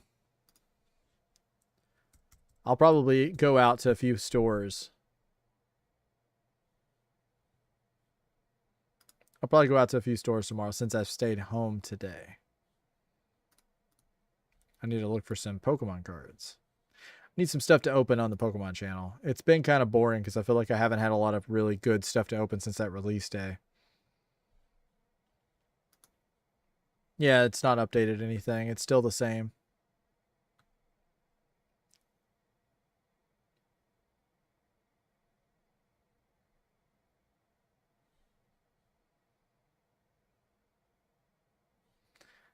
Yeah, so we got the 25 followers, 25 stream, stream 4 days a month, and then we're only having to stream 4 hours a month, and we're at 47.1. So the only thing we need is a minimum of 3 average viewers on 4 different days over on Twitch.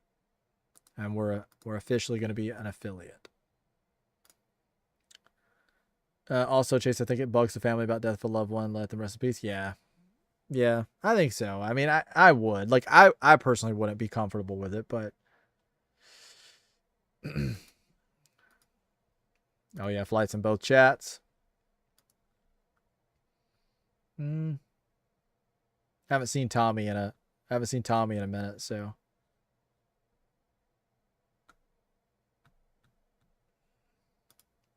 Can't be losing Tommy. This is AEW.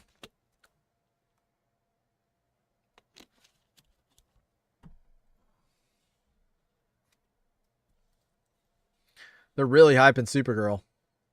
Aew Dynamite live on TBS and HBO Max, just days away from Forbidden Door, taking place this Sunday, and we are witnessing a technical wrestling clinic being put on by Zack Sabre Jr. at the expense of Jungle Jack Perry. Speaking of clinic, and you want a clinic on how to work on someone's arm, Excalibur, we're waiting to send it right now. Unfortunately, Jack Perry is as well.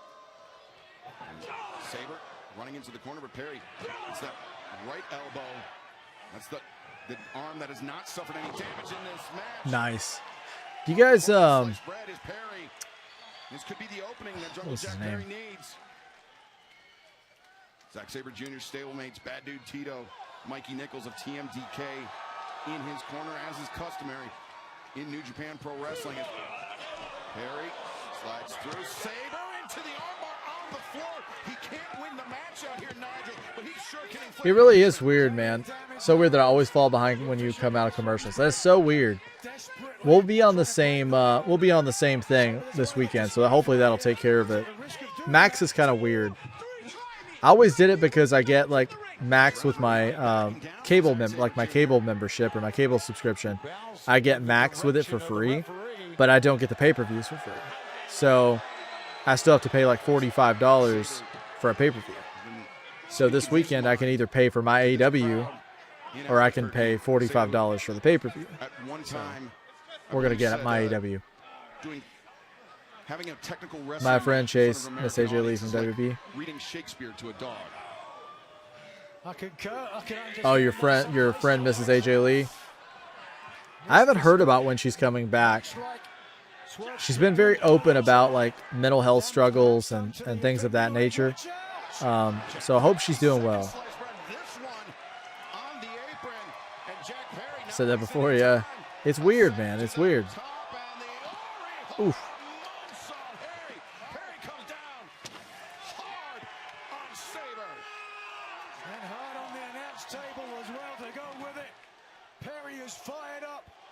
Looking for what certainly some will consider an upset here tonight. Tony, Zack Sabre is a man that has held multiple championships in New Japan Pro Wrestling. Jack Perry looks so much like his dad. For Jungle Jack Perry. It would be, but Excalibur, he's wrestling with one arm basically here. Yeah, Zack Sabre's going to pick up the win, I think. Submission with the shoulder, the striation on the deltoid, you can see. And he was digging the point of the elbow. Zack Sabre was into the intercostals, the ribs of Jungle Jack Perry. Is Perry trying to counter out of it? Sabre not giving up the hold, into the triangle choke. And now, arm across. Triangle sleeper. Shoot. Now he's counting. The shoulders, breaks the pinning predicament, but Perry trying to raise. Have the strength here. Sabre up. Can he do it? Yes. He got him up with one arm. Two. No, but did not have the shoulders covered, allowing Sabre to escape. Unable to do so. He's really selling that arm. Damage to the arm, was able to drag Sabre close enough in to get his ankles across his shoulders. But be that as I feel like I need a snack. As soon as this show's over, I might need a snack. Can't take his foot off the gas. Perry up to his feet with Sabre captured for double underhook. Perhaps no package pile driver. Kyle says Luke Perry is his dad. I didn't know that, Chase. Yeah. Yeah. Really sad that Luke Perry's no longer with us, but yeah, he looks so much like Jack. They really do look a lot alike.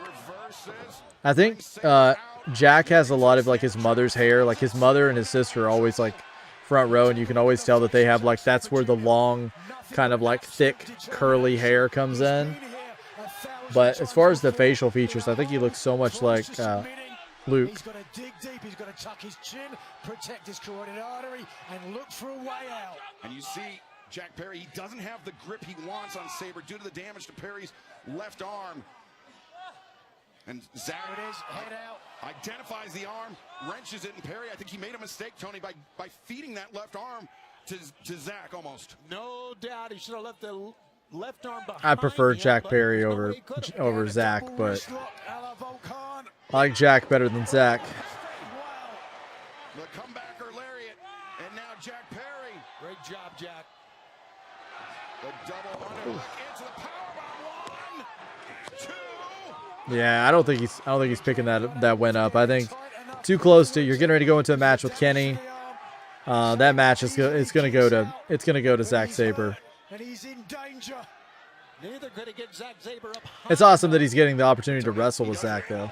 Jack Perry doesn't need his arm to deliver that knee strike, but Zack Sabre Jr. anticipated it now. The leg lock from Sabre. And Sabre turns Jack wrenching. Oh, wow. The knee ligaments, full extension of the shoulder as well. And he Oh man, that type of like joint manipulation just so hard to watch. Shoulder is not meant to do that. I mean, there's no way out of that. I mean, the only way out of that is like a torn rotator cuff. It's time to tap. We called it a clinic, Tony. Zack Sabre Jr. given the Oh, I did get these today. of the inventive type of pain.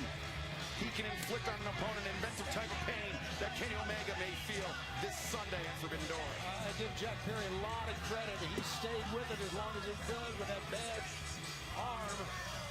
He's still down on the floor as Zack Sabre Jr. and TMD Kid K rule the ring here. As Sabre celebrating Bad Dude Tito and Mikey Nichols and There's the Bucks. the new TMDK.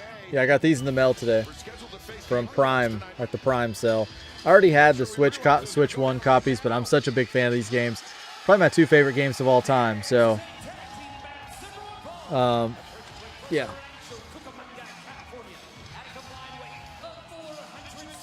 I'm so not hyped for that match. Oh, the Kenny and the Zack Sabre. Is that the one you mean? Or this one with the Bucks? Nick Jackson make their way to the ring. Fans, we're going to have to step away from the Yeah, I remember watching Luke a lot because he was on, what was it, 90210, and my mom, she was always a big fan of the show. Yeah. Luke Perry was cool.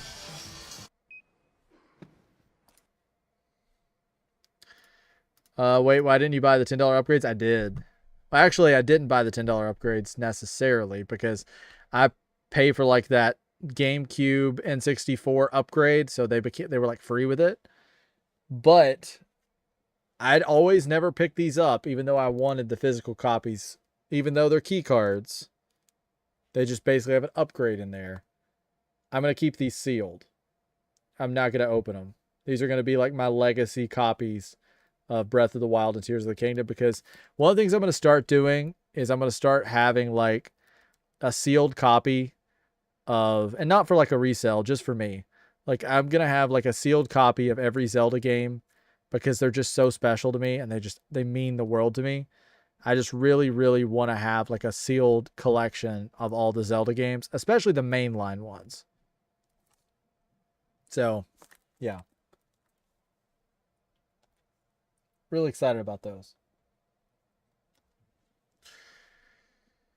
Let's see. Yeah, it's kind of crazy, but I don't know. When I saw them on sale, I was like, I think I need to get them because I'll probably never see them that cheap again. They're normally $80 here. So to get them for like below 60, that was pretty good. Game over, says Kyle. Did you hear GTA 6 is digital only? I did. I also heard that it's $80, and then the deluxe edition or ultimate edition is $99. But the thing is you know what's scary about all this? Is they know that everybody's going to buy GTA 6. Just like they knew that the majority of people were going to buy Mario Kart, because Mario Kart for the Switch, like Mario Kart for the Switch was the best-selling game on the Nintendo Switch was Mario Kart. But yeah, oh, what is in the deluxe? They put a list out. I kind of breezed over it. It looked like quite a bit. But I didn't take time to really see if there's like story missions or anything like that. It looked like it was a pretty good list, maybe like 8 or 10 items. Let me look it up. The Young Bucks going to work. Bad dude Tito, Mikey Nichols. Mikey Nichols in the long trunks. Bad dude Tito in the singlet. I feel like everybody here is probably going to play GTA 6. So, just a breakdown. The $99.99 Ultimate Edition expands Jason and Lucia's journey with several exclusive single-player editions. Exclusive vehicles includes the 95 Gotti Cheetah and the Vapid Dominator Buggy. Specialty weapons features the Hawk and Little Morgan revolvers and personalized variant weapons. Gameplay facilities and stores access to specialized mod shops, contraband stores, and a secure weapons locker. Clothing and tattoos, unique apparel, including Vice City themed Maca the Gator gear, and exclusive tattoo shops. So I feel like it's going to be one of those things where if you don't, like if you're somebody that plays online, maybe that stuff would be more, like if you were like into the character creation aspect of it a lot more, or into customizing your character. It says pre-orders officially begin at midnight local time on June 25th. So tonight, I have a feeling it's going to be this is going to be crazy.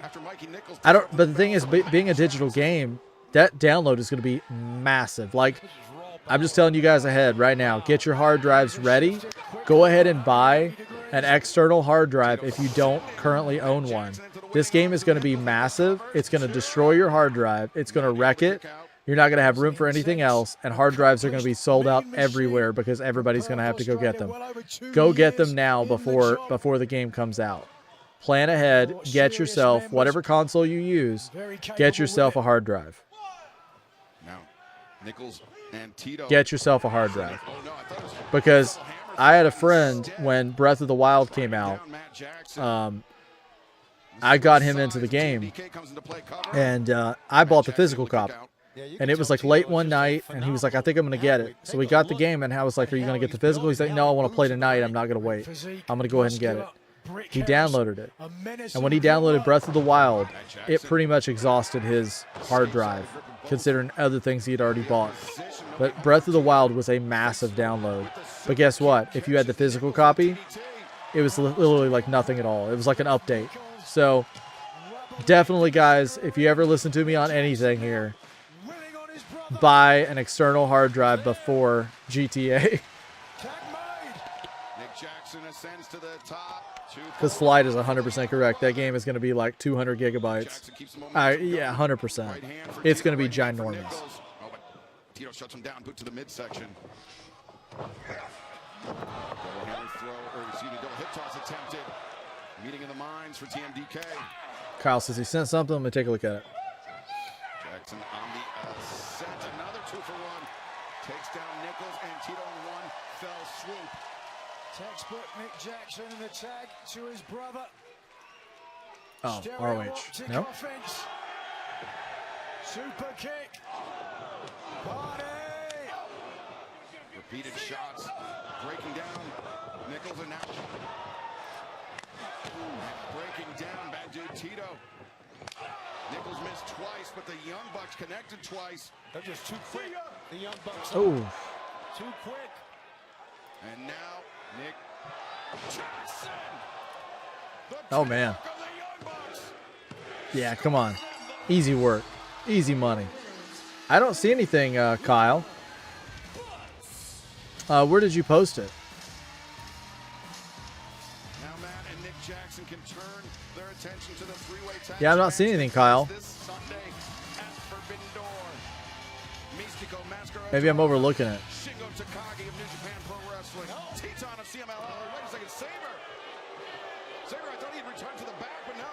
I'm going to get the deluxe because of the side missions, yeah. And that will be a game. I'm not big in the multiplayer on GTA, so I don't know how much of that I'll be touching or messing around with. But I will be playing the game on the gaming channel. So if anybody wants to check that out, you'll be able to. And I'll probably stay up late that night and play. So if I had a game console, I'd play. Sadly, I don't have one. Sorry to hear that, Big Time Bex. You'll get to take a look at the game though, because I'll be doing a lot of. Oh, okay, Flight. Gotcha. But yeah, I'm gonna be streaming it, so that'll be fun. Oh, hey Kyle, there you go. Terapagos. Oh man, you got an immersive Terapagos? Okay, I checked it out. Yeah, I was looking at the wrong Discord. I'm sorry, man. Yeah, I'll go over to the Pokemon one and look at it as well. That's wild, man. You can't believe you got the Terapagos. Congratulations on that. That's a big pull. That's like one of the biggest cards in the set. Keep an eye out if you guys are still opening in the bottom right corner. When you... Nothing personal, Zach. I just take that as a warm-up. This Sunday, Forbidden Door, it's going to be you and I, one-on-one. May the best man win. And I mean that truly. Because once I do win, that is Zach, I'm up for redemption. So enjoy these next few days. Because when it comes to Sunday, everyone's going to forget about you like they did last year. Oof. Oof. Oh, they're going to... Was he not scheduled to say anything? I love how Kenny's handing him the mic. Hi. Kenny, try to stay out of hospital, right, darling? Zack Sabre Jr. Some parting words for Kenny Omega, but Omega intent on proving that he is... Kenny Omega for the win? Absolutely. One Winged Angel, 1, 2, 3. If you guys are playing Pocket, keep an eye on the bottom when you're opening packs. You earn something called pack points. And when you earn these pack points, if there's a card that you can't pull or you're having trouble pulling that you're trying to get, once you reach a certain threshold of these points, you're able to actually redeem them for a card. So I redeemed them for a big Gengar card today that I was pretty hyped about. Oh, there she is. You're about to find out what I found out years ago. Saddam doesn't care about you. Okada doesn't care about you. I know. Now everybody loves you. But once they're done with you, this is what I think of you. Oh, man. They're gonna spit you out. You know That's the champ. That they don't care about you because they're putting you in a ring with me. She has like those crazy eyes. I haven't seen the Tekla podcast. Oh man, I gotta go check it out. I didn't know that was a thing. Who posted it? Was it on like AEW?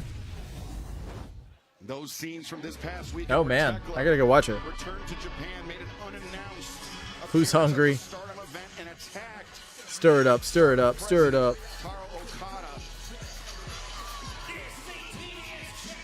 Let's see. Red Velvet is like a OG. She's been around forever on AEW. Like she was there with when Brandy Rhodes was there. I'll have to check it out, Flight. I'll definitely have to watch it. Tekla, her history with Stardom goes back a number of years. Tekla felt that Starlight Kid always I gotta take that off my wish list now. in Stardom from not only the wrestlers. I may have to tone the car. Yeah, I turned brightness down. Big ass to grind, but Starlight Kid carrying the weight of Stardom on Oh yeah. back as she steps into battle this Sunday. I redeemed some pack points and got this guy.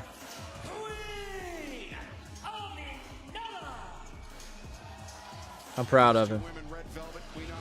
It's always better when you can pull them, but and I got the immersive Mew as well. It's a little. That one's a little bright, so it's hard to see. Turn it down a little more. The immersive Mew. That's right. None of the women who will make it to the final of the survival Was released yesterday. Next week we'll have preferential treatment. All 6 have to earn their opportunity, and right now the statuesque and regal Queen Aminata using her power. It's the fast-moving and versatile TMZ Sports just 30 minutes. Okay, I can watch that tonight. I watched this podcast last night, And I don't know, it was a deep one. I'm not typically one who watches a lot of, like, every time I watch a podcast, it's usually a wrestling one. Otherwise, I just watch, like, different channels. But one time I was working, I watched this podcast about a band, like a favorite band of mine from back in the day, Under Oath. I was a huge Under Oath fan growing up. Not so much anymore. Like, ever since they kind of came back from a hiatus, I'm not as big of a fan. But their early stuff I love. It was like a weird podcast because it was like 2.5 hours or like 2 hours and 45 minutes. And they never really talked about their music. They just talked about the impact that being a musician, touring, what it was like to like tour and be married, what it was like to like tour and like how you can just have anything at like excess, like how you can have just like anything at once. They talked about like anxiety and like living with like health anxiety, social anxiety, how hard it is to be on tour and have like thousands of fans like going crazy for your music, then to go back to an empty hotel room. Oh wow, that's rough cover. To go back to an empty hotel room, or like the end of the tour, you have to go back home and then you have to be like, you know, you got to be like a normal person, and how like jarring it is to go from those two extremes. It was a downer podcast because one of the guys in the band had talked about having a lot of anxiety, and the other guy didn't seem like he quite understood what that's like. So they had some like disagreements even in the midst of the podcast. But it was like 2 hours and 45 minutes, and I like watched the entire thing. Before I knew it, it was like over. But I'd never had watched like a music interview where they focused not so much on the music, but like on the impact of being a touring musician. It was heavy, but it was different.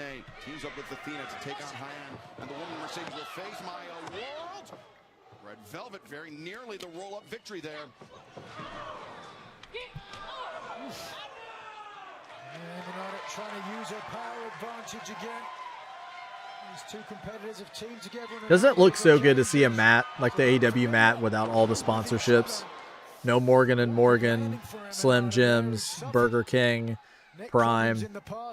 It just looks so clean. Tries to alleviate some of that pain. I love it. Oh, that scissor kick across the back. Velvet covers to Minota. Able to kick out. Who will I don't feel like AEW gets enough credit for that. The fittest match 1 week from tonight. We will find out here. Don't go anywhere. Well, back to your point, Tony, about the. I love how you. Back to your point, Tony. Click. You guys got the rest of that sentence, but I didn't. That's funny. It is refreshing, Bobby. It is. I like it. I don't really mind like. I wouldn't really mind the all the advertising and things like that. It's just, it's like, I feel like it's more than that. I feel like that's like the tip of the iceberg, and that's just the part we see. But I feel like there's so much more. I watched another like 30 or 40 minutes of the Paul Heyman podcast with Chris Van Vliet today, and it got to a point to where Paul's he's a genius, right? He's a wrestling genius.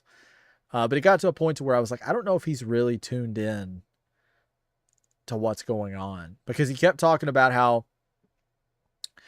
one of the questions that Chris asked him is, he says, can you tell me something that fans think they know that they don't know, or that fans think they can do better about booking that they can't, or like whatever. And he's like, well, you can book a Monday and you can come up with cool things to book on a Monday, but what comes after? And he's like, so what comes on Tuesday? What comes on Wednesday? What comes on Thursday, Friday? Like he just went through like the day. So he said basically Monday, Friday, the pay-per-views, like, he's like, you have to book long-term. And he's like, we're technically right now booking. I'm wanting to book for the Mania after Saudi Mania. And so he's going through this whole thing. And he's like, fans just want to they just think, oh, we'll just book whatever we want on like a Monday. But he's like, then we lose equity in that match. We lose equity. And I'm thinking, the thing that you're saying that the fans do at this point is literally what you all have been doing. Does anybody remember John Cena's heel turn? I mean, I'm not a negative guy, but I will be honest. And when you sit here and you say that fans don't like long-term storytelling and they just like moments and knee-jerk reactions, and then literally John Cena's heel turn, the things they've been doing recently with Brock retiring in the ring at WrestleMania after his loss to Obafemi, only to return shortly after to get right back into the feud again. Yeah, like like it felt like he was trying his best to like answer the questions in a way to where he was like, you know, knowledgeable, but at the same time, I feel like maybe if you did a little decoding there, which I'm not sure that that's it, but a lot of the things he was saying about the fans, I feel like creative themselves are very guilty of. I think if anything, fans love long-term booking. Yeah, he was walking on eggshells. Yeah, Bobby saw it. It's a mess. Yeah, and it's like, I get it. Like, I'm one of those people. I'm actually one of those people that people get upset with me. I have friends in real life that'll come to me and they'll talk to me about wrestling, and they're like, it's horrible. Like, it's the worst thing ever. It's the worst wrestling of all time, and it's never been this bad before. And I'm like, well, yeah, it has. But like, it's one of those things that, like, I have people that'll come to me and say things, and I'm always like, I'll play advocate. I'm like, well, maybe they've got this, maybe they're doing this, maybe they're working towards this, maybe we need to give this a second, maybe we need to give this time. You guys know I'm like positive to the point that it's annoying most of the time, but I care so much about it. And I'm just honest. Like, I'll always be honest. I'm not going to be hateful. I'm not going to drag it. I'm not going to hate on it. You know, somebody might enjoy it, but I'll just give you my truth. And my truth is that the things that he was accusing, like, fans of doing, like knee-jerk reactions, lack of long-term storytelling, lack of booking, not understanding the long-term picture. He's like, whenever you're driving, you want to look as far down the road as you can look. You don't want to look just right ahead. You want to look as far down the road as you can look. And he gave another example too. And I was like, I feel like, you know, AEW or WWE recently just hasn't, that's not been a thing. It was, but I feel like it's not been a thing. Oh, he's like, let's, you know, I try to stay in the macro, not the micro. But it's a great interview in terms of like picking his brain. But I feel like that he might not be as impartial as he should be about some of the situations that's going on.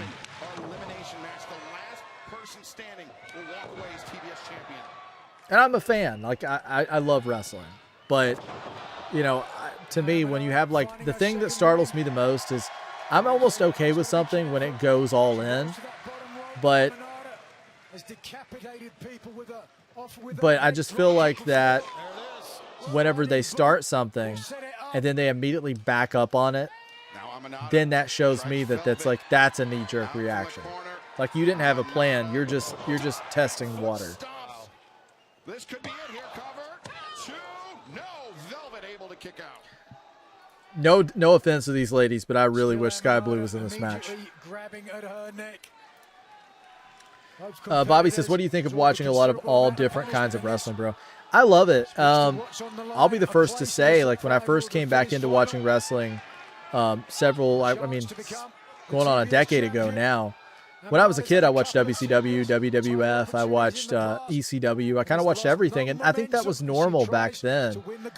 I don't remember there being that sort of tribalism like there is now, where like people act like AEW is less than, even though literally WWE's locker room is full of names that were built in AEW and on the indies. But I feel like it was commonplace. Oh, I thought she had that. I feel like it was commonplace back in the 90s and the 2000s to watch things like TNA and New Japan, like not New Japan, but TNA and WC, like before that, WCW, WWF, all those shows. And so, yeah, big time Bex. Yeah. Unfortunately, how old do you think I am, big time Bex? I'm curious. But yeah, so it was a situation where back then it was common. Now I feel like that there's like this toxicity with like sometimes you run into people, like we have people on this channel that are bigger AEW fans than WWE fans, and we have a lot more, you know, people I feel like that are more into the WWE stuff or whatever. But I think that you guys are really smart. I mean, we watch kind of a lot of different stuff. I mean, I go from AEW to WWE to, you know, we talk about things like Ring of Honor, New Japan. We talk about everything. And I'll never claim to be the person who knows the most about all those shows. Because I mean, that's unrealistic of me to be like, yeah, I know more than this guy or this guy or this guy. But I feel like I have a really smart audience. And if I wasn't passionate and I wasn't a fan, you guys would totally be like, you would sense it in a second. I feel like you guys sense that I'm a true fan and I love it, and that's why, you know, that's why you guys hang out with me. But I do think that being that fan, you have to enjoy a little bit of all of it. So I'm a big fan. I wish everybody would watch more wrestling. Don't be tribal to one brand. The Young Bucks are on their way back to the top of the tag division. And on Sunday, we're going to super kick that forbidden door down in that three-way. Oh, somebody's throwing down. Oh, there's Edge and Cope. I did that on purpose.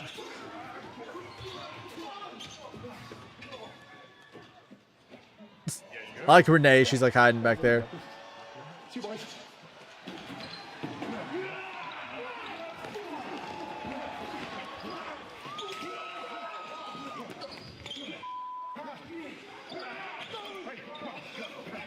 Oh my gosh. I love the fear in his face as he's wheeling towards the wall.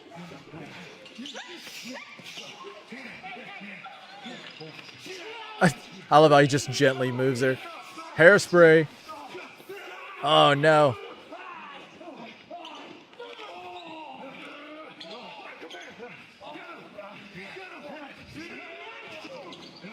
Jeez.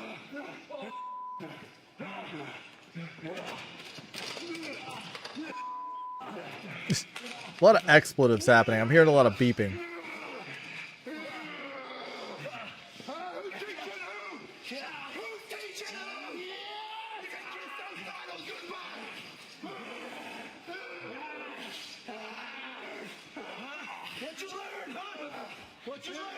I mean, to me, I would have just tapped. Like, I'd be done after the hairspray. I'm like, you don't have to get like cables and choke him out. Like, after the hairspray, you can just take my lunch money. That stuff stinks so bad.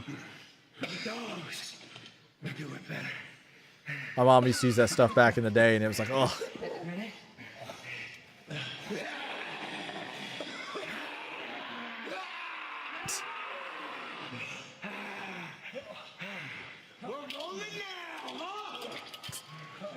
Edge and Cope, man. Like early 30s. So 36, September the 7th. Big time Bex. 36. I grew up a big fan of WCW. Sting was always my favorite. Him and Hogan. And of course in WWF, it was always like Undertaker. But yeah, I grew up in, I remember the 90s like wrestling. I was there through all of the 90s. And I was watching from when I was I don't remember a time in my childhood where I wasn't watching wrestling, so I couldn't say like I started in 90 or 91, obviously, or 92, but it had to be around that time, like 92, 93, because I remember a lot of the characters from when they were in, like, remember when they did those New York shows, like in 93, and they were doing those shows, and they had that look, and you had like Doink and Undertaker, and you had like all those different people on the shows, Yokozuna. Like, I remember seeing those as a kid. So yeah. Forgot to see here. Right, winner. I agree. I forgot WCW's around in 2000. I respect you for that, bro. All wrestling's good. Yeah, and it's like, okay, perfect examples. Like, I love Blake Monroe. You guys know that about me. If I didn't watch AEW and Stardom, even before AEW, she would have just debuted in NXT. And let's say I may or may not watch NXT. There's WWE fans who don't watch NXT. So let's say I didn't even watch NXT. You know, when we see her on SmackDown, you know, when she stops Veer Mahaning, when she starts when she's no longer Blake Mahan, I would be like, who is this person? I've never seen her before. I mean, I'm sure I'd like her instantly, but I wouldn't even know who she is. So like perfect example, Evil. Like I've been watching Evil for years and years, but if I didn't watch New Japan, and if I didn't watch the times that he's, integrated with AEW or whatever, if I didn't watch some of the other things he's done, you'd be like, who's this guy? But then you got that crazy reaction when he showed up in NXT because it's like, oh, wow, he's here. Like, and so to me, that's one of the reasons. It's like, back in the day, I used to get upset when like wrestlers would leave WWE and go to like, or they would like leave or talk about leaving because I was like, I don't know, I kind of want them to stay in WWE. Now, I mean, I'm sort of for whatever's best for that wrestler. If it's WWE, absolutely, that's amazing. If it's AEW, that's amazing. If it's AAA, that's amazing. If it's NXT, TNA, New Japan, whatever, that's amazing because I like that wrestler. I'm going to follow them to the best of my abilities anywhere they go. So I'm still going to see them. So whatever's best for them and they're happy, that's good for me because I'll watch whatever they do to the best of my ability. Okay, you and my hubby are the same age. Oh, cool. Nice. Yeah, we had a thing the other night, Big Time Bex, where these guys were trying to guess my age. And they were all guessing younger, and it made me feel good. I was like, okay. I was like, that helps. Blake who? The demand. Some cat is screaming outside because it wants in, but the owner's sleeping. Uh-oh. Uh-oh. Is Liv freaking out about it?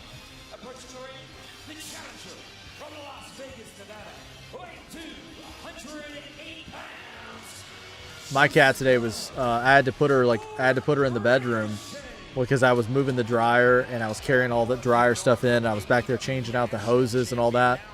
And she is like every other cat. She's like, I want to be in this. So I was like, I don't want her to get hurt. So I had to lock her up and she was not happy. She was like, let me out of here. She was mouthing off in there. And I'm like, it's for your own good. Like, I can't let you out right now because you're going to be inside the dryer one time I'm trying to move it. She's literally into everything. So I was like, you got to stay in here until I get this done. Then when I let her out this evening, she was a little feisty because she was like, oh, that's cool. The broken mask. That's actually that's excellent. No, she's pretty chill. Before we get to our main event, thankfully she escaped harm's way in that wild brawl. Let's go to ringside where Renee Paquette is standing by. That steel cage match is going to be wild. It's going to be wild. He says this is the international title. I know Ricochet. He is well versed in Japanese style lucha libre. He has had success all around the globe, which is why he is the perfect opponent to help represent exactly what that championship means. Thank you for that, Renee. Strong jacket game by champion and challenger. So is your cats, are they indoor cats flight? He couldn't agree more with you. He was so impressed with the jackets that he lost words. Both men dressed to the nines, but once the jacket comes off and the bell rings, both men can go without pause for respite. There, the title on the line. It wasn't long ago. I'm saying this right, Lucy, right? It's funny, she's always screaming and going crazy at birds through the window, but if I open the window, she runs for her life. She's like, I don't want any. Hold me back, hold me back. Cats are so funny, man. Both indoor. Nice. Cats crack me up so much. What a great night it's been, gentlemen. Yeah, they're so funny. I feel like they have these certain instincts that they all just kind of carry a through line. Like anytime you bring a box in the house as Liv and Lucy, are they if you bring a box from Amazon or something into the house, are they kind of are they just immediately cannot wait for you to get the stuff out of the box so they can create a habitat in there? As soon as I open up a box, I can barely even get it open until they're jumping inside the box. Cats and cardboard. Remember this Sunday, Konosuke Takeshita will be a part of Team Briscoe in the massive 6-on-6 steel cage match where he, Mark Briscoe, Orange Cassidy, Kyle O'Reilly, Roderick Strong, and Darby Allin face Team DC MJF, Kyle Fletcher, Kevin Knight, Kazuchika Okada, Jake Doyle, Andrade El Idolo, and the AEW World Champion Maxwell Jacob Friedman, MJF, in a match where if Team Briscoe wins, Mark Briscoe. Cat bed, no. Cardboard, yes. Cats are very smart. They are. They are. Yeah, they are. I haven't had a dog since I was 17. I moved into an apartment when I was 17 in the city. I moved to a city when I was 17, and you couldn't have like pets, and so I didn't have pets for like 10 years. And then when I moved to where I'm at now, I was able to get a couple of cats. But I haven't had a dog since I was like 17. I had a huge Dalmatian named Congo growing up, and he was massive, huge dog, huge dog, very wild too, especially when he was a puppy. But yeah.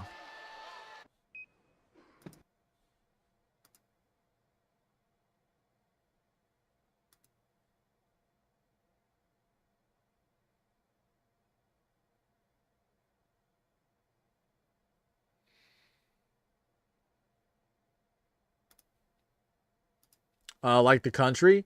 Well, I grew up in I grew up in Kentucky, but I was living in a more like rural area. So I grew up in a place that wasn't city. It was like 15 minutes or 20 from the city. And then whenever I became a teenager, I moved to the city and I got an apartment. And so I spent about 10 years in like downtown in the city, and it was great. Like I could walk to the movie theater. Oh no, the dog's name? No, not the city. The movie was from about a gorilla called Congo that I liked a lot when I was growing up. Yeah, it was. There's a movie called Congo that I liked a lot when I was a kid, and that's where it came from. His name was Congo. I wanted a Dalmatian because I saw 101 Dalmatians. I went to my parents. And I was like, I really want a Dalmatian. Please, please get me a Dalmatian. Please, please, please. And so they got me a Dalmatian. So it was cool. It was cool. I loved him, but he was super hyper. And so when I was very young. But yeah, very cool. Did she just say Japanese lucha libre? That's not right. It's Japanese strong style, but Aussie lucha libre is Spanish. Oh, maybe Big Time Bex. That might be it. That might be what she meant.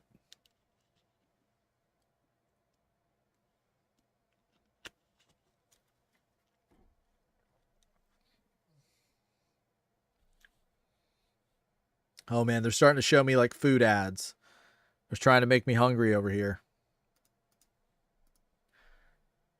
That's not going to bother me though. I don't care about the shrimp. So apparently there's a Pokemon drop happening on Walmart right now. There's no chance of getting anything, but I'm going to get on here real quick. I'm going to sign on and see what we can do. Let's see. Wouldn't that be crazy if I could actually get something here?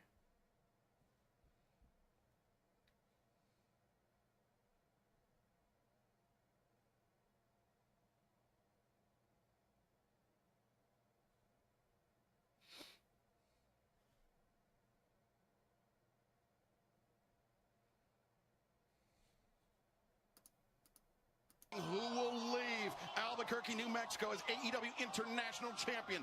Will it be Ricochet or will it be the Alpha, Konosuke Takeshita? Takeshita hanging on dearly to that top rope as Ricochet tried to bring him out with the hammer throw, but Ricochet... Just 1 second, guys. I'm just going to sign into this and join the queue. Short strikes kicks and then chops as well. But look at this. We'll take the just a second. Turning things around quickly. Charging in, commits and spills to the floor. And Ricochet going to try to take advantage of this. Is he going to go outside or not? I don't think he's sure where Takeshita landed. Takeshita out to the floor. Ricochet. It says I'm in line. On the move, drop kick. Sends Takeshita down. We'll see, guys. Territory for Takeshita to be It's for a Prismatic Evolutions SPC collection. Steel cage match coming up at Forbidden Door Maybe. this Sunday. Hope I'm getting an email today. Then I have to get back in the city. Oh, so you have to travel today too. It's for my studies again. How are the studies going, Flight? Is everything going well? Kyle says, just got back from McDonald's. What I miss? Red Velvet. What else did we see?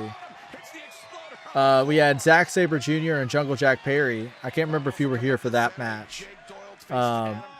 Zack Sabre Jr. tapped him out. What kind of McDonald's did you get, Kyle? I'm hungry. Did you get some chicken nuggies? Put her CMLL World Women's Championship on the line against Billy Starks. Get some nugs. Jericho will face JD Drake one-on-one. Follow up on the appointment. They only start in August. August 10th is my first day. Oh, man. Are you excited? Do you feel like you're ready? Like, do you feel like you're good? Feel like you're ready to take it on? This Sunday at Forbidden Door on pay-per-view. Can the Cinderella story of Maya World continue? But the Blue Thunder, 1, 2. Oh, yeah. Snack time, says Big Time Bex. That's exactly it. I'm so ready for snack time. You're pumped? Yeah? So once you're finally complete, what's the degree? What's the total, like, your degree going to be in? Like, once it's finally complete. You got, what, 2 years? Looks to follow up. Takeshita, known for the raging fire, Falcon Arrow. Can he complete it, though, against Ricochet, who is prone, now back to his knees. Takeshita drawing on the support of this great crowd. We're in Rio Rancho, just outside of Albuquerque, but Ricochet has had the better of the champion for large portions of this match, Tony. Yeah, I know, and you see... Takeshita's like beating himself up. Pizza and a cherry Coke, says Bobby. Oh my gosh, you just described what might possibly be my favorite meal. Pizza and my favorite drink of all time is cherry Coke. Cherry Coke is the best. There's nothing better. Oh man, you got me with this one. Okay, I'm gonna try it. You gotta be honest with me. Tell me if I'm terrible at it. Okay, 2 years for Stotlik, Geprufter, Techniker, and Drusik, Median Technic. I'm assuming that's like, is that like a technician of some? Is that like what I'm looking at? How far off was I when I said that? Now give me like a 0 to 10 on that. I'm a state approved of technician in print and media technology bachelor professional. Nice.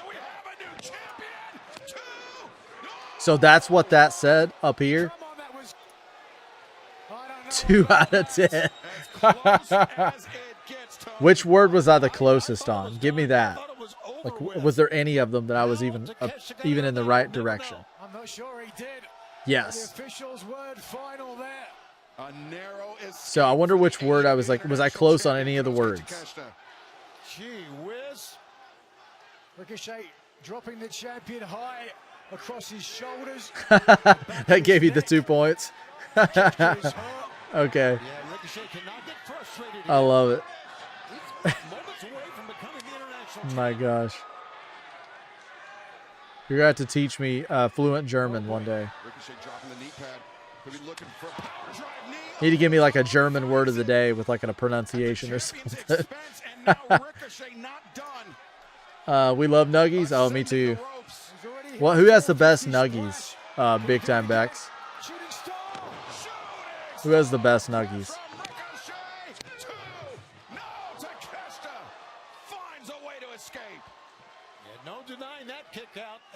I'm still in the queue. I don't think this is going to work. I saw people are still checking out, but I don't know. We'll see. What a night and what a week. Takeshita, former Olympic level decathlete that we've talked about. That level. What just happened? Okay. Fans here appreciating the action as our fans around the world and fans around the world will be joining us this Sunday for Forbidden Door live on pay-per-view on HBO Max. Ricochet climbing to the top. Takeshita. Oh my gosh, is that even a word? That's not a word. I feel like you just touched a bunch of buttons on your German keyboard. I feel like you're trolling me. That's not one word. No way. I feel like you just like dropped something on your keyboard. I'm not joking. What is the word? Oh my gosh. Yeah, I'm cooked, man. I don't have it in me.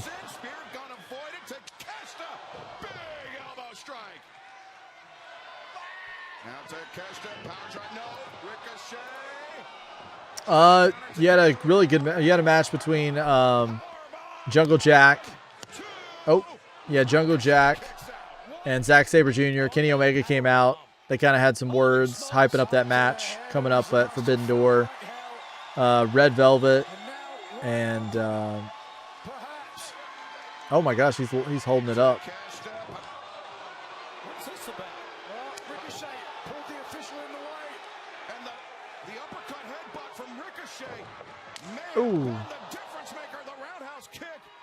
Ricochet dragging Paul Turner into Takeshita's path. And now, the so-called Rico Salt. Is this going to be it? 1, 2, no, Takeshita. And yeah, we had Queen Aminata and we had Red Velvet, so that was the other match you might have missed, Kyle. What'd you get to eat, man? Act on the delegation of supervisory tasks regarding cattle identification and beef labeling. Oof. That's what Google Translate says because I'm lazy. Oh, man. That's rough. He's going for the spirit gun if he's got the chance, and I believe he does. Yeah, that terrifies me. All that. That's a little bit scary. Not going to lie. I feel like we're getting ready to head into the end of this one.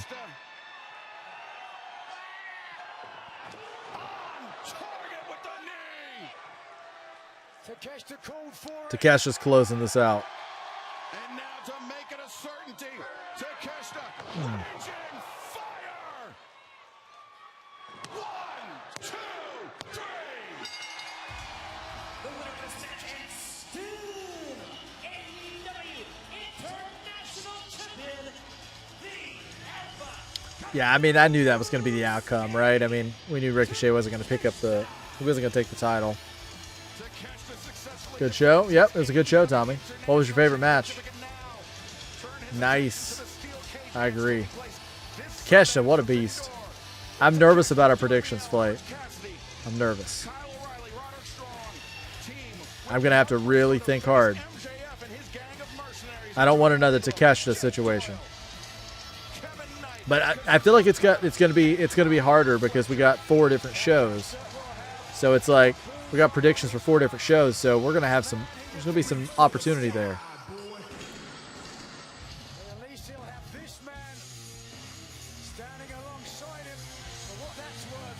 But I will say this, and this is not a negative, but it's a negative in my viewpoint, I guess. Like, if you enjoy it, great, but for me, I wouldn't say it's necessarily a negative, but I would say it just seems fairly predictable.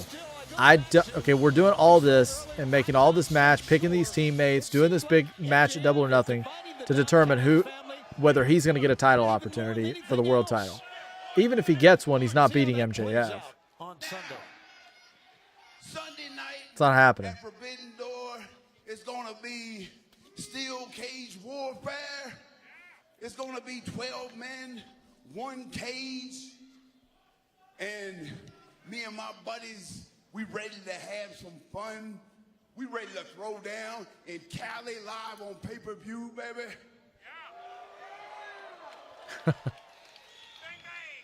Now let me remind y'all that my crew. Thank you so we much, got a Bobby. bit of a It's always a pleasure reputation hanging out with you, man. in this type of Always a match. pleasure.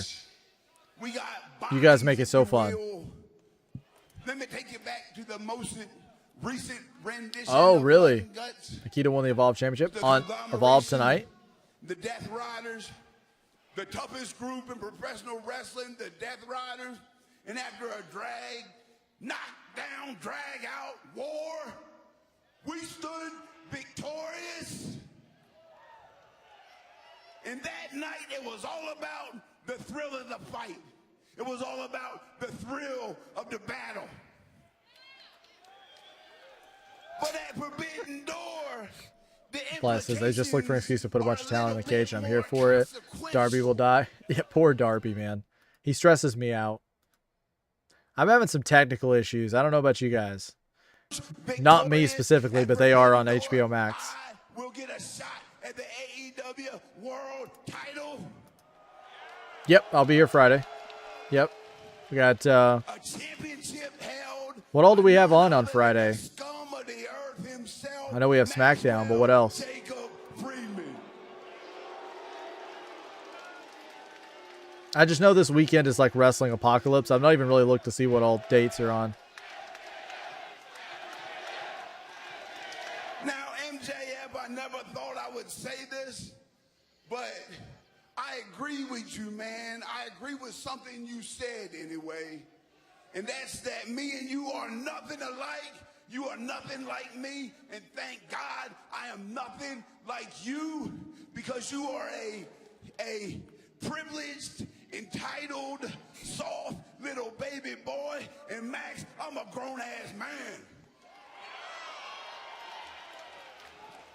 If I want something, then I'ma earn it. Just like I'ma earn this title shot Sunday night. But Max, I know what you're gonna say. You sound like a broken record and you sound stupid. Say Mark Briscoe is not world championship material. Well, that's all right, Max. This is America. You can say what you want. You can have any opinion that you want. But let me state a fact for you real quick. The last time we faced off one-on-one in this ring, I beat your ass, and you know that I can do it again. So I don't know. I'm still in this queue. Maybe I can get through it. Maybe it's possible. To shoulder with my brothers who I love, who I would die for, and they would die for me. And Max, who you got? Oh, that's right, the Don Callis family. No, Kyle, they don't have like an official AEW Hall of Fame yet. I imagine that'll happen. I imagine Sting is probably going to be like Sting and But Max, let me reassure you, maybe they don't give a damn about you. Brody Lee. I imagine those will probably be two shoe-ins for a AEW Hall of Fame.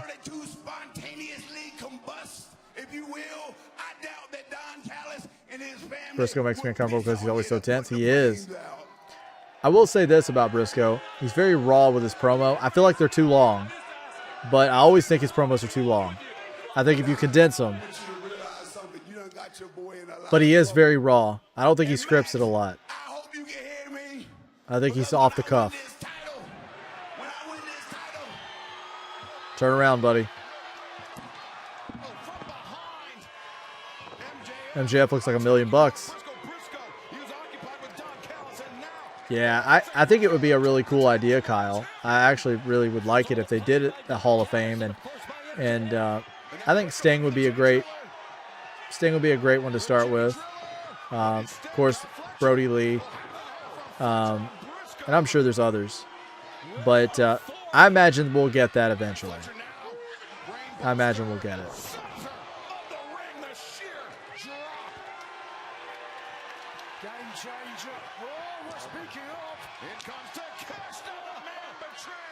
That's actually a really great point, Big Time Bex. I hadn't really thought of that. So that would make Sting a triple Hall of Famer, WWE, TNA, and AEW. If we count WCW, a 4-time Hall of Famer. So he would be the only one in all 3 or 4. That's pretty incredible.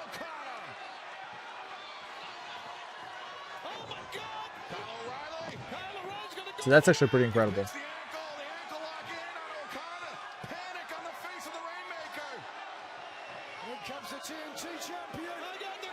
Oh my gosh. This is just breaking down. One after another. Kevin Knight comes flying in, but so does Darby Allin. Darby! Oh, the Ooh. death drop. He will not be denied. There's Darby. Get it in now because it's going to be bad. It's going to be bad this weekend. He's going for the coffin drop. No.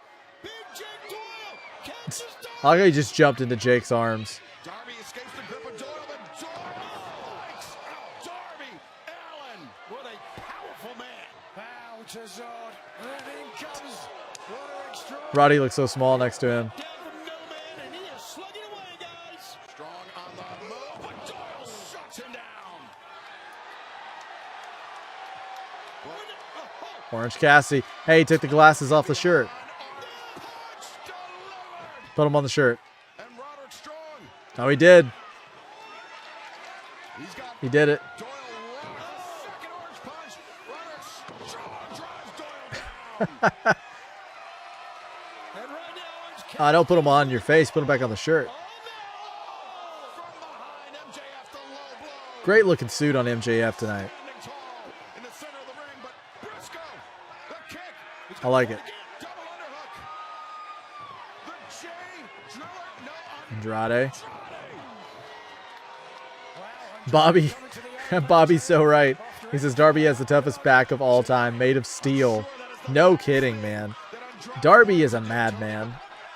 He is an absolute madman. Yeah, there's some tension there. I feel like the Don Callis family are always like, they're always on edge.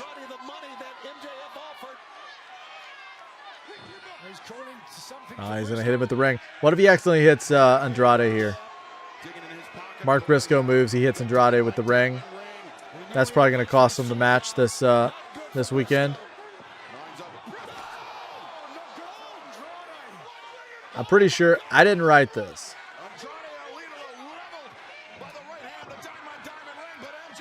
The show needs to end so I can turn on my PC. Yeah, it seems like now that they really utilize that extra 20 minutes or whatever that the network is giving them, because I remember back when they used to go off right at 10 or like 5 after 10. Seems like now that they consistently are like, you know, pushing closer to that 2.5 hour mark.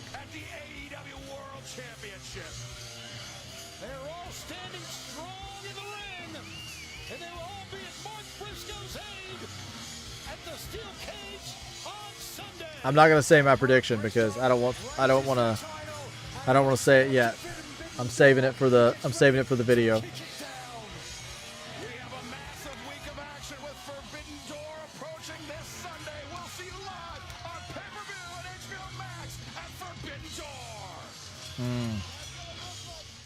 That was a fun show.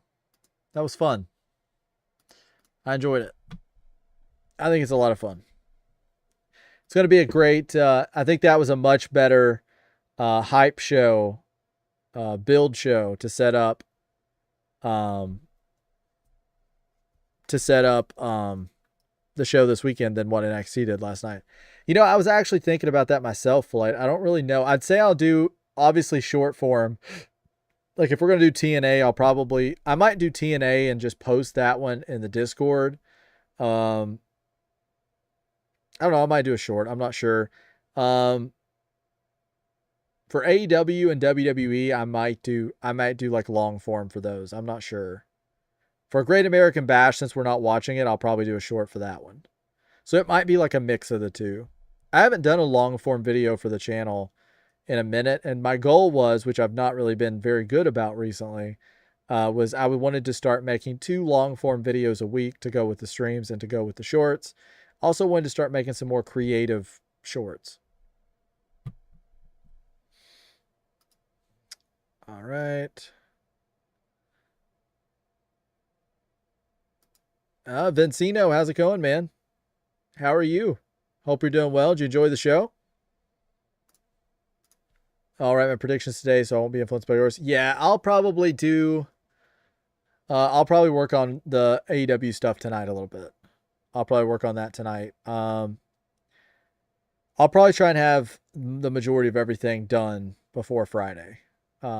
So tonight and tomorrow, I'll probably have most of the predictions done. I pretty much have my mind set on everything. I don't think there's anything that's going to sway me at this point. I think I kind of know where I'm going with most of it.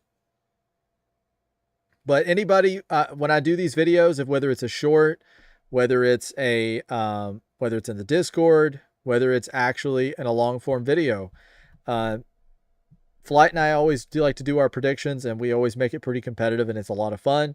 You guys can also join in on the fun. Go ahead and drop your predictions in the comment section on the Discord whenever we post ours. Go ahead and, drop yours in the comment section as well. You guys may blow us completely out of the water. We have a fun little competition going with it, and we're always super close. It always comes down to like one match. And as of right now, Flight has beaten me 2 out of the 3 times that we've done it, and it's always been down to one match. The first one was I said Okada would win at Double or Nothing. He said Takeshita would win. Takeshita won. Every other match on the card we agreed on.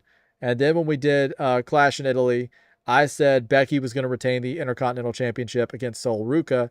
He says he thinks Sol Ruka was going to win the title. Sol Ruka win the title. We agreed on every other match. This time it's going to be a little more tricky because we have 4 different shows we're doing predictions for. So it's a lot of fun, guys. Join in with us. I want Briscoe to win so bad. Okay. Big Time Bex is rooting for Briscoe. Heck yeah. Kyle says, see you Friday for SmackDown. Go to play Pokemon. Go. Love you, brother. Love you too, man. Take care. And I will talk to you Friday. Man. It's going to be good. So you guys will not be seeing me tomorrow. So no live tomorrow. Imagine 4 shows, still 1 match. Dude, if we get down to 4 shows, I honestly don't. I will tell you this.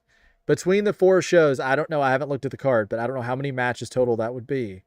But AEW has a lot of matches. So given the 4 shows, I guarantee you it'll still be down to less than 3. I think the predictions will still be less than 3. If we differ on predictions, I think it'll be under 3. I really do believe that. If it's over like 5, I couldn't believe it.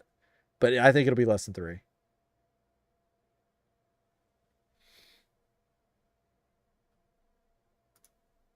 We still have 1 girl missing for Willow's title though. Yeah, we do. Maybe we could leave that one out or something until we know more about it. I don't know. Are they announcing on Collision? They might be testing the waters for a 3-hour show. Hey, that could be true. I hope they stick with the 2-hour, though. I'm a big fan of the 2-hour show. Hey, Chase, I hope Claudio Garcia and Yuta still have a match on the buy-in. I love the backstage segment with Ospreay falling after that. Oh, we all laughed. We laughed so hard. That was a good one. That was great. The match with Takeshita and Ricochet at the end was really good.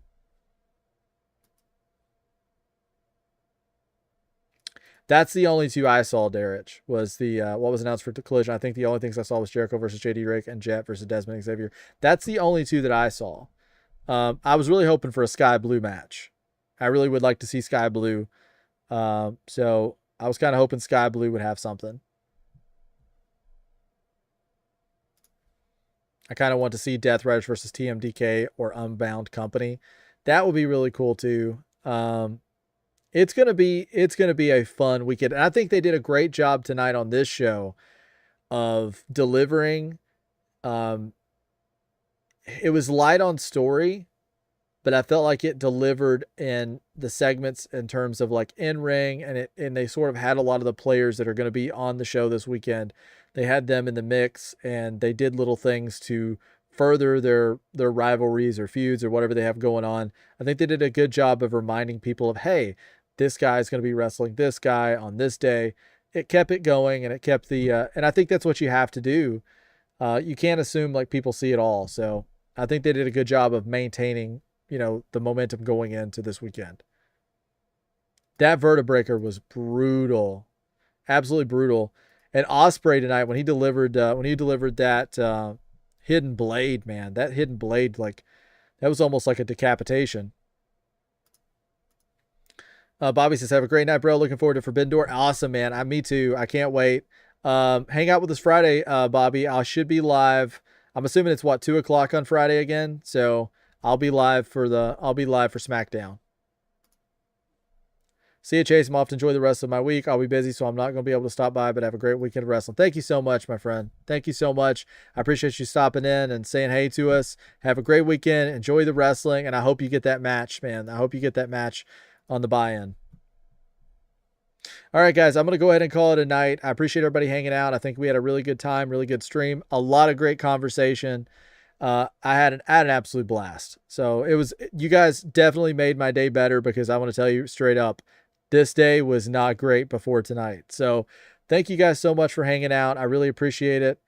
And I will be back Friday for SmackDown. So no stream tomorrow, but I'll be available on Discord if you guys have anything you want to talk about. Thank you guys so much. Until next time,